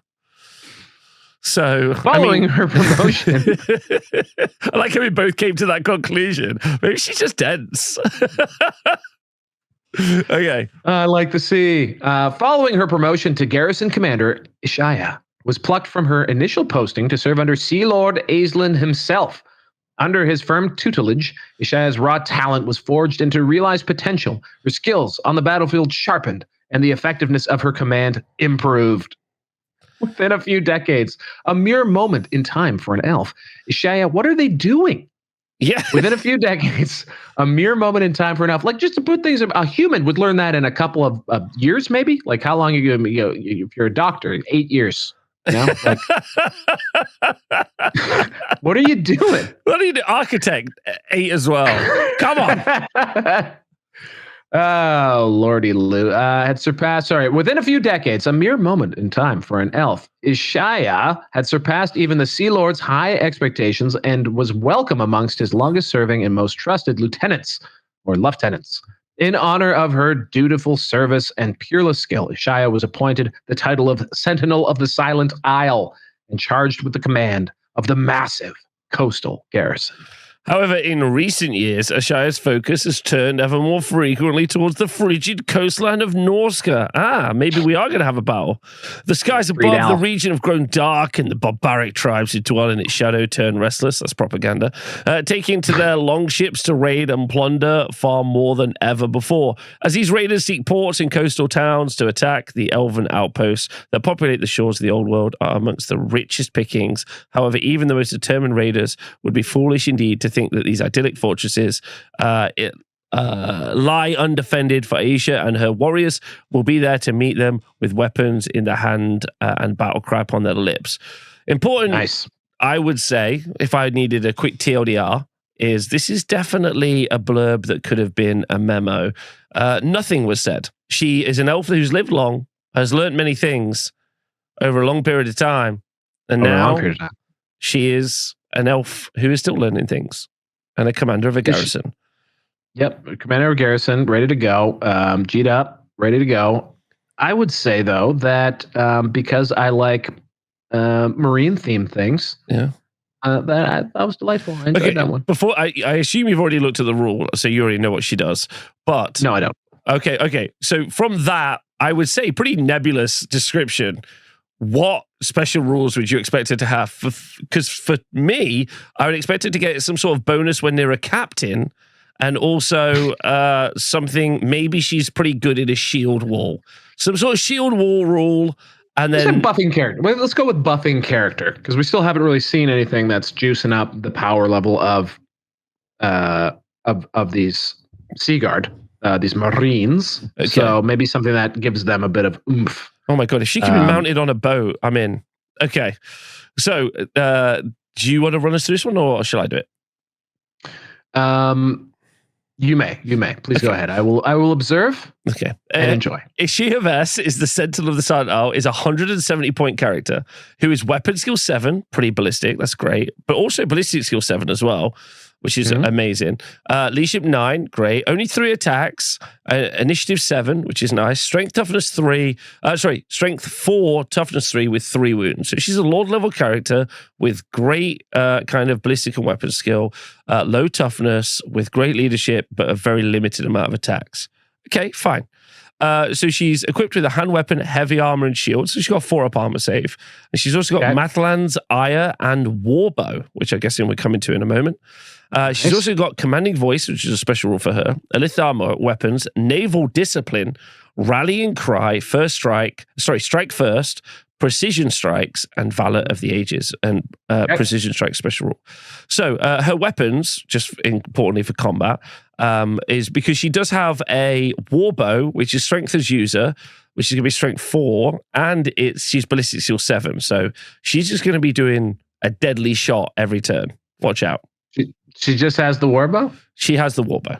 Yeah, but in combat, she has the Mathlan's Ire, which is a combat weapon at Strength +1, so it's going to be Strength 5, AP 2, Armor Bane 1, and magical attacks, but only going to have 3 attacks. And during the combat phase, enemy models must reroll a single successful roll to hit made against the wielder of Mathlan's Ire. Ooh, that's not... Okay, let's keep going. So then, what do you think about the special weapon? Gets her up to Strength 5, AP 2, Armor Bane 1. I mean, not wild, not crazy. Yeah. Okay. What's her defense again here? She's got a heavy armor shield. 4-up armor save. 4-up armor save. That's it. That's it. Well, we've got Commanding Voice, where she's command range is increased by 3. In other words, she has a command range of 12 inches. She's your army general. It's 15 inches with leadership 9. And she's got Precision Strikes, a Lothan Seaguard unit. There we go. Joined by a share of S, improves their armor-piercing characteristic of their weapons by 1. Ha! You thought she wouldn't buff a unit, but you were close to correct. But not Pretty wrong. Close. But wrong. Okay. Yeah. Great model, though. Yeah, cool model. Dynamic model. Really really taken off in front of her ranks of elves. This won't be taken off the shelf often. Not off the shelf, but a lovely piece. Obviously, this one's a bit of a bummer here. I think off the top of my head, would have liked to see something more buffy. Maybe everyone within that massive command range got the extra AP. That'd be cool. But yeah, we're for 170 points. That's above, over and above what a noble would normally be. So yeah, what are your thoughts? Probably not great. So a noble's normally 70 points. So is there 100 extra points of value here? No, there's not even 70 points of value here. Like we've been trying really hard. Hey chat, and people watching this, we're trying to stay positive, stay hyped, stay good. Let you know that we're trying to see what's fun. Is she even fun? Okay, that's a great question. We get into combat. She's got 3 attacks. Doesn't sound too fun. She can keep plinking. It's the lack of an armor save. Well. And 2 wounds. That is probably the least fun. She got 3 wounds. 3 wounds. Armor save 4+. My bad. Okay. I mean, a realistic take is if they do improve what infantry could do anyway, and then Seaguard maybe gaining AP 1 could be super exciting, right? That could be good. I don't mind that. Okay, but I'm not like, yes. At least Corehill's like, I'm going to do some fighting. I'm gonna fight. Yeah. And I could ride a cool chariot. Like, it'd be great if she could go on one of the Skycutters. Yeah, I guess that's a great point brought up. How many points is a Razor Standard? But another good point to bring up is you could put a Razor Standard on and take her, and now you're getting potentially AP 2 on the Seaguard, right? Well, the Razor Standard doesn't give you AP anymore. It gives you Armor Bane. Okay. Then, you know what I mean. Stack both of those. Sure, yeah. And they already get some Armor Bane from their bows already, and they already have some. So you're what, a -2 AP plus Armor Bane 1?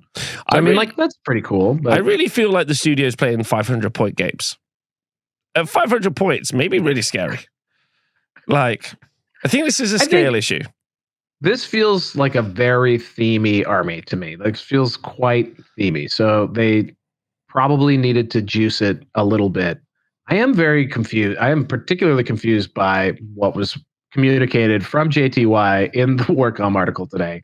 Well, he's like, I've improved the shooting. You've got a character that's Ballistic Skill 7 shooting a warbow. My goodness, at 500 points, she's been a menace. She's been yeah, like it's yeah. I mean, it's very like it. I don't know. I would love more reasons to be excited here. Struggling to find one at this exact moment, but we still have the ship's crew. Oh no, we've also got the Seaguard garrison commanders. Of course, yes. How could you overlook them? Do you want to take us through the Seaguard garrison commander? Because there's a special rule straight off. Maybe we would really enjoy. Well, let's have a look here. So movement 5, weapon skill 6, ballistic skill 7, strength 4, toughness 3, 2 wounds, initiative 5, 3 attacks, leadership 9, 90 points. So again, maybe one of those tweener characters here. Yeah. So that's pretty cool on a 25 millimeter base. They come with a hand weapon, warbow, and light armor. May take cavalry spear if appropriately mounted. May replace their warbow with a longbow. May take a shield. May replace light armor with heavy armor for 3 points, getting us up to 93. Maybe mounted, here we go, on a Sky Cutter, Griffin, or Great Eagle. Mm-hmm. Fantastic. I'll take that. Good options. May purchase magic items a total of 75 points. They have the Accomplished Archer's special rule, Ithalmar, weapons, naval discipline, strike first, valor of the ages. And what does Accomplished Archers do for us? Unless mounted on a Lothran Sky Cutter, Seaguard Garrison Commander has the evasive and fire and flee special rules. In addition, unless mounted on... Okay, cool. In addition, any unit of Lothran Seaguard joined by this character gains the evasive and fire and flee special rules for as long as the character remains with the unit. Nice. Lothran Seaguard with evasive and fire and flee. Okay. A 90-point upgrade to a Lothran Seaguard unit. Not too bad. So I'm trying to think of like how fire and flee help. How that helps them, because they can't flee very far. It's only D6. So it's super dangerous to fire and flee with a infantry unit. Evasive is kind of neat because if they got shot at, they can kind of duck back a little bit, maybe, or flee away from the shots. So that's maybe fun. Aside from that, not a lot spilling over at 90 points. You know, the Sky Cutter or maybe something to pack some cool items onto. I love characters on eagles and stuff. That's pretty fun. And then the Griffin is not a bad sort of Wyvern style upgraded mount. So yeah, overall, just sort of a cool guy. He's a cool guy. Yeah, ultimately it makes your Lothran Seaguard better if Lothran Seaguard are okay. That's the trick. Give it a try. Try and have some fun with it. That's a fair take. For something like Accomplished Archers, again, maybe would have loved to actually see what I think they thought was written here, like reroll ones to hit or something. Like that would. I feel like because this isn't Accomplished Archers, this is Accomplished Fleers. Yes, like, this is sneaky dodges. Yeah, I think this is not maybe what they thought. But now let's not forget that this army can also have Stormweavers and access to dark magic. So we've got the opportunity for some buffs and debuffs, which is fun as well. Right, Ship's Company. We do have regular mages too. Yeah, Ship's Company. Ship's Company is a regular infantry unit with hand weapons and warbows to start us out. They're 9 points a model base for a ship's company. You get a midshipsman and a bosun, which is very fun, at least thematic. We've got weapon skill and ballistic skill 4, strength and toughness 3. They're initiative 4. They've only got 1 attack, obviously, and they're leadership 8.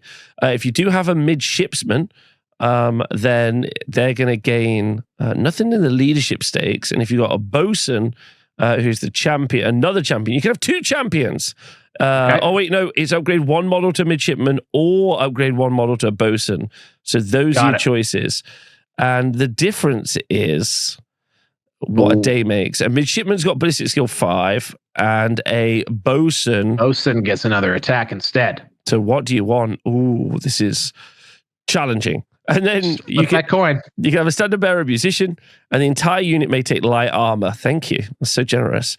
For a point a model. You can replace open order with skirmishers. You can replace Valor of Ages with veteran. And then they're a detachment unit. Obviously, if you've got a regiment in your Lothran Seaguard, you've got a detachment. Elven reflexes, evasive, fire and flee, open order, and Fowler of Ages. So I think that's the real thing here is it's war bows, which are 30-inch bow. 24 inch bow, but strength as user, right? Mm-hmm. Yep. With ballistic skill 4, I guess for 10 points. It's pretty expensive to get that out there. So I mean, they're also like they give the Sea Guard regimental, so these guys are the detachment that the Sea Guard can have. Yep. So that's something they can do. Otherwise they're just the same as Ulthuan militia, so spearmen and archers. Mm-hmm. And then anything else, I guess they have evasive and fire and flee. Interesting that they just have that. Yeah. They just have evasive and fire and flee, whereas Loth and Sea Guard need the character to gain that. Mm-hmm. Yeah. I guess this is a situation very much like we had with the Lions, in a small unit can be used to, just block up the enemy. Like a little cheap go speed unit. bump some stuff. Yeah, get out in front. Yeah. Go speed bump some stuff, block up the board, zone out some areas. It's not bad. Small little unit. They're not going to survive anything, but they are there. This is a cute opportunity to build a really thematic pirate unit as a model, not with the rules. Elfie obviously. pirates. Yeah, Elfie pirates, not with the rules. Sorry, just to be clear, that they're not doing that for us at all. But what but not at all. But what they are, I mean, is it miserly to say I wouldn't have mind an elven unit and maybe? Do you think it would have been like crazy to suggest like kit bashing some Empire handguns on or something? Like something a little like, I know that's not very elven. I know that's not very elven, but like, I know, I quite like the ship's company idea. Sorry, to be clear, they can have a save. They can have a 6-up save. If you have a 6-up save. If you spend a point. They can have a shield if you get rid of their bows. They can have a shield. Do I want to get rid of their bow? Probably not. I think you're going to hopefully plink off some wounds as they're getting run down by whatever charges them. Yeah. And then ideally that also gives the opportunity for the regiment to react to that they're maybe paired with. Mm-hmm. You can use these guys to have a really low drop army. Mm-hmm. There, like there's I mean, they could also be skirmishers, which is fun. We're also getting the suggestion that obviously, and is being brought up. So regiments and detachments. So detachments, I think, are going to be able to make a standard shoot reaction for the parent regiment company or unit. And so maybe also the detached regiment unit can do a standard shoot reaction as well, or is it just the one? I think it's maybe both. You could have 2 skirmishing units do the fire and flee through the main unit, and then that way they get their shots off and they don't die, and then the Sea Guard takes the charge after firing and. Oh, I like that. That's fun. That's a fun little combo. So that's like how skirmishers can be used. I don't know if it's particularly effective. Mm-hmm. One cool thing about like the strength user thing too is if you can find a way to buff their strength, then the strength of their bows actually goes up. So maybe there's some spells you can do to do that. I think that's just a general issue and condition with the Sea Guard and the now the ship's company here. Okay. Well, so listen, all's not lost because we've got the Merwim. The Merwim. The beautiful Merwim. So 225 points for the Merwim. It's got all the 6 stats. 4 attacks, straight 6, 4 attacks, strength 6. We love that with its lashing talons, which are strength 6, AP 1 with armor bane 1. No special rule, but you can make 1 additional attack. In combat, this model make one of its attacks, no, not additional attack. One of its attacks can be made with a serpentine tail, which is strength plus 2, which is going to be strength 8, AP 2, but strike last. So it's a big damage. It's got a load of stuff. It's got the Abyssal Cloak, which is a special rule where an enemy model that targets this model during the shooting phase suffers a -2 to its modifier for firing at long range rather than usual -1, which is a little unfortunate. And then we got Enfeebling Cold. Whilst in base contact with this model, enemy models suffer -1 to their strength characteristic, which is really beneficial to elves. Yeah, it's based with this model. So whilst with this enemy model suffer a -1 modifier. So he's not really helping out anyone else in the combat, just the models that happen to be in base with him. Yeah, just being based with a massive model. I know what I'm saying, but like in the case of them fighting, and like if you have like a block of troops and you get your mirror worm slithering I don't know into if we've said that right. Mirror worm. Then they're not actually doing anything to help the unit fighting that unit. It only helps them in wound things, really, because it's all based on the model. I think I moaned about this in some other context. Sometimes sometimes you get like -1 strength on the unit he's in base contact. Yeah, no, I agree with you 100%. Like I'm super on board with that. I'm just charging to the flank of a dragon. That's going to take it down from strength 7 down to strength 6. Another monster. So you're still going to be wounding elves on 2s. So twos, So that's but like useful. Yeah, as something. Okay, but if you give them you give them the 80-point banner, and then their toughness 4. Still wound your 2s. I think so. But then you cast dark magic on them, reduce their strength. Dark magic? Let's go! So all we got to do, take an 80-point banner, charge the Mirror Women, then we're going to cast a spell on that unit, and then they're going to be wounding us on 3s. We've done it, ladies and gentlemen. Okay? We cracked the code. We cracked the code. Okay. But listen, it's toughness 6. 11 out of 10. We love that.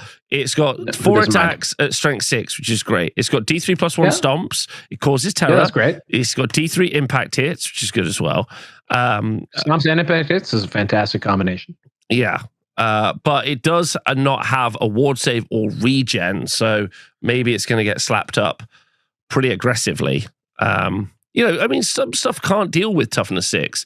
And, 225 means you can get 2 of these coming out the rest lot. You could? Yeah, just send them forward. Just be like, can you deal with these? Shuffling along, just dragging their bellies across the sand. Move 6. Have they got Swift Stride? No, that's not fast, but that's okay. That's okay. It's fine. They can probably they get enfeebling cold while some base contact with oh no, sorry. They have a Abyssal Cloak, so that gives them some shooting defense. Like, not really. If they're too close, none. They've got Lashing Talons, -1 AP.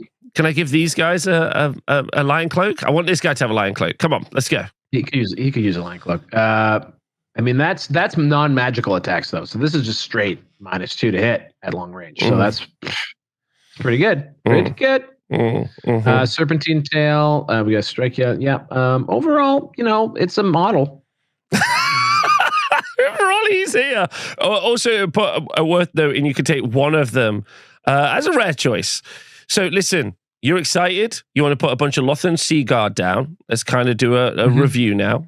You can definitely add 2 Mirror Whims and send them straight at the enemy, and your opponent's going to be like, what do they do? And they might genuinely engage with them. Just don't answer. Don't answer. Don't tell them the secret. Okay, so just tell them, just be like, you don't want to shoot them, man. You don't want to shoot them. You don't want to charge them. -2 at long range. Which they'll be in for a while because they have movement 6. And then they're going to say, what happens at short range? And you'll be like, well, nothing. -1, though. No, it's -1. Is it? Yeah, they get -1 in short range. I'm pretty sure I read that. I'm going to go double check. I don't agree with you. But let's check. Let's find out together. Let's see. Do I need to reread this? Let's find out. Let's find out as a team. Okay. Yep. Okay. I keep screwing up my scroll. Any enemy model that targets its model during the shooting phase suffers -2 to hit modifier for firing at long range rather than the usual -1.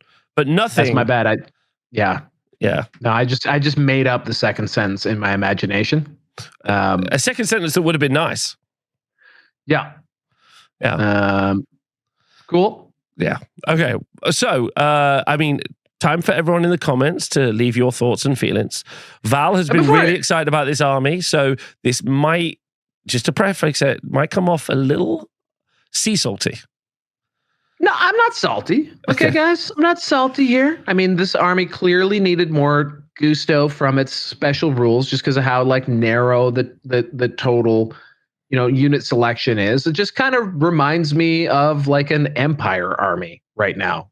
Without guns. Without guns, and anything that can deal damage. That's a bit of a problem for this army, I suspect. You got a dragon. they have the Dragon Mage. The Dragon Mage this army. Sorry, I thought you meant High Elves. I already forgot that you were trying to build an army with this army roster. That's my fault. Oh, you just gave up. You fully gave up. I'm just trying to spin this out because, like, I just gapped right out. I mean, it looks really pretty. It looks really pretty. Hells yeah. Like, oh, dude. And when they fix infantry, like if they do some special rules for step up and they make it so infantry engage a little bit better, those blocks of Lothern Seaguard, I feel like could be really impactful. They're going to have to reduce the effectiveness of like mounted monstrous characters, which is something we say all the time. But really, we ask ourselves is what is the purpose of our special named character in this situation? She doesn't really feel like a frontline melee character. She isn't a support character like a wizard would be. Doesn't necessarily impact how an infantry block would do or in what way it would be utilized at all. So she's a complicated piece that doesn't really seem to have a solution that's very readily available. I do wish they would release because they, quote unquote, do playtesting. I do wish that they would release with a designer's notes. Yeah. I would shout out to the playtesters in the chat. I would like to have some designer's notes that come along with the character. Just be like, we really envision this character, like a single sentence. We envision this character being embedded in a unit Lothern Seaguard because we think it does this. As a matter of fact, according to JTY, Vess is more a commander than a warrior. She makes the troops around her good, but she does still have the profile of an elven lord, and she knows how to fight. But she's only toughness 3, so when you wallop her, she knows about it. Danny says her primary attribute is her ability to command those around her. So she's kicking out a high leadership to all the troops in a wider radius up to 15 inches if she's your general. She buffs the Lothern Seaguard even further, and there are some quite tasty combos with the Seaguard garrison. This army of infamy is what a high elf military force looks like. That's a lie. And it almost feels like this is a different book than what they thought they published. That's hard. It's so harsh to say. It's so mean to say. I don't really want to even say that. This doesn't feel. It needed more and didn't get more. And it's a cool looking army that people will need to play against other people playing cool looking armies rather than anything that has a good unit in it. I don't know. Well, also don't forget, Old World's a complex game with many different win cons. So the win conditions for different armies are very specific. We've seen, obviously, the Dragon meta be very real. But in addition to the Dragon meta, we've seen points denial major bricks as another combo. We've seen evasive kind of Wood Elf Pillar of Fire tricks as well, although much reduced.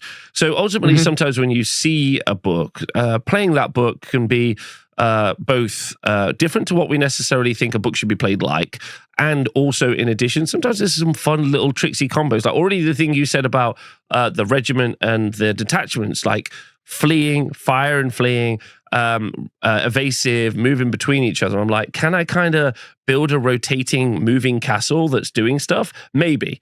But for this particular army, I'm not super keen, but I am super keen for the Lion army. That's tickling me. I like Core Hill. I like the Woodsman. And then I could take all the stuff that's already good in the book and I gain access to dark magic. So I like the idea of gaining dark magic, trying to make a couple of the combat blocks, actually do some combat. I wish they were cheaper. But I think interesting. And I think high elf players will actually in the comments below as a high elf player, if you're watching this, let me know how you're feeling about it. Let me know what you're jazzed about. Let me know what you're excited about. Does it feel like two different armies of infamy in the same way that they absolutely nailed it with Slayers and Royal Clan, and they nailed it with Trolls and the Nomadic War, which I think they did a good job with as well. So not really sure this is quite on that level. What do you think?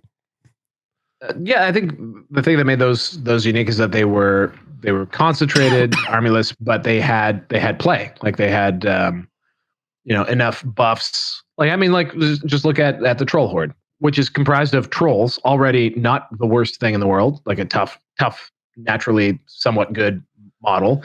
Reroll your regen save against non-magical attacks. That's a pretty strong like army buff. The buffs that they give to Boar Boys and the Nomadic Warriors is pretty strong, cool buffs. And so when you have just T3 infantry, even giving them drilled for a reasonable cost is probably not enough to make them super useful, because at the end of the day, what are they doing? They're swinging a bunch of strength 3 attacks in combat. They're shooting a bunch of strength 3 attacks in shooting. So that makes it a bit tricky. Like, one thing I just look at, this is like, where's the damage coming from for these guys? And yeah, it's a bit of a bummer on this particular one. And then even the White Lines of Trace, like, it's really comes down to how much you like those woodsmen. Because really, that's kind of the juice that's given you. The Trace and Woodsmen seem pretty neat to me, and outside of that, you're able to build what is kind of like draw from a lot of the chestnuts of, I think, like the High Elf roster right now. So I think that comes down to, like, do you think the Woodsmen are cool, or again, do you just want to build a really like thematic Trace-in, just send it type Lion army? I think that's also totally legit too. So from our tournament list, like, can these lists deal with the questions that the current game meta asks you? One of them maybe, the other one definitely not. No, and I guess the big thing here is that we are just seeing some more High Elf stuff. I think for returning High Elf players, oh boy. Like, they're like, hey, the High Elf book's out now, I'm ready to play. And they're like, so we've got Always Strikes First army wide, and like we can ignore all magic, and we're baller in combat. And the answer here is no, unfortunately. But like, I mean, that's a very good point. Is that, like, just like, because this is also, I actually kind of forget that this is the start of Old World for so many people. Because they've been waiting for High Elves, right? They've been waiting for this particular army. So they haven't even played with the Grand Army yet. Like, they don't even know what's going on there necessarily. So yeah, these do provide some spicier other options. But again, probably this is mostly cool for the Grand Army, I think, would be the conclusion I'm drawing here. Especially some of the, like, standards that are, like, some of the magic items that are available. That feels probably better spent in changing the shape of your Grand Army, probably. Yeah, I like the access to the new magic. I hope you've enjoyed the video. If you'd like to get a more frothy conversation going, you can always join the Squarebase Patreon, where there is a overwhelmingly active community of people who support what we do for a show, and we appreciate that. And you are going to see this thing ripped apart like a cadaver to a hungry set of, I don't want to say lions, because they're quite regimented lions in this roster. Human med students blasting through their knowledge, essentially. They're not elvish med students who would take 45 to 1,000 years to get the same knowledge short-lived. Would. Yeah, short-lived. Yes. It's the short-lived version of humanity there. Val, it's been a pleasure doing this with you. I hope everyone has enjoyed this. Let us know in the comments if you do. A special shout out to everyone who does like and subscribe. There's like some crazy numbers for how many people watch our videos but don't like, subscribe and leave a comment. And even if you don't want to help support us on Patreon, but you like what we did, that's an incredible way to help push forward what we do. Share the videos, like, comment, all those other things. And also, when you comment, we can also engage with you as well, which is cool. So thanks very much. Yeah, so thanks very much. Appreciate it loads. We'll see you all soon. Look after yourselves. Stay square-based. Oh my God. Stay square-based. Blah, blah, blah. Blah, blah, blah.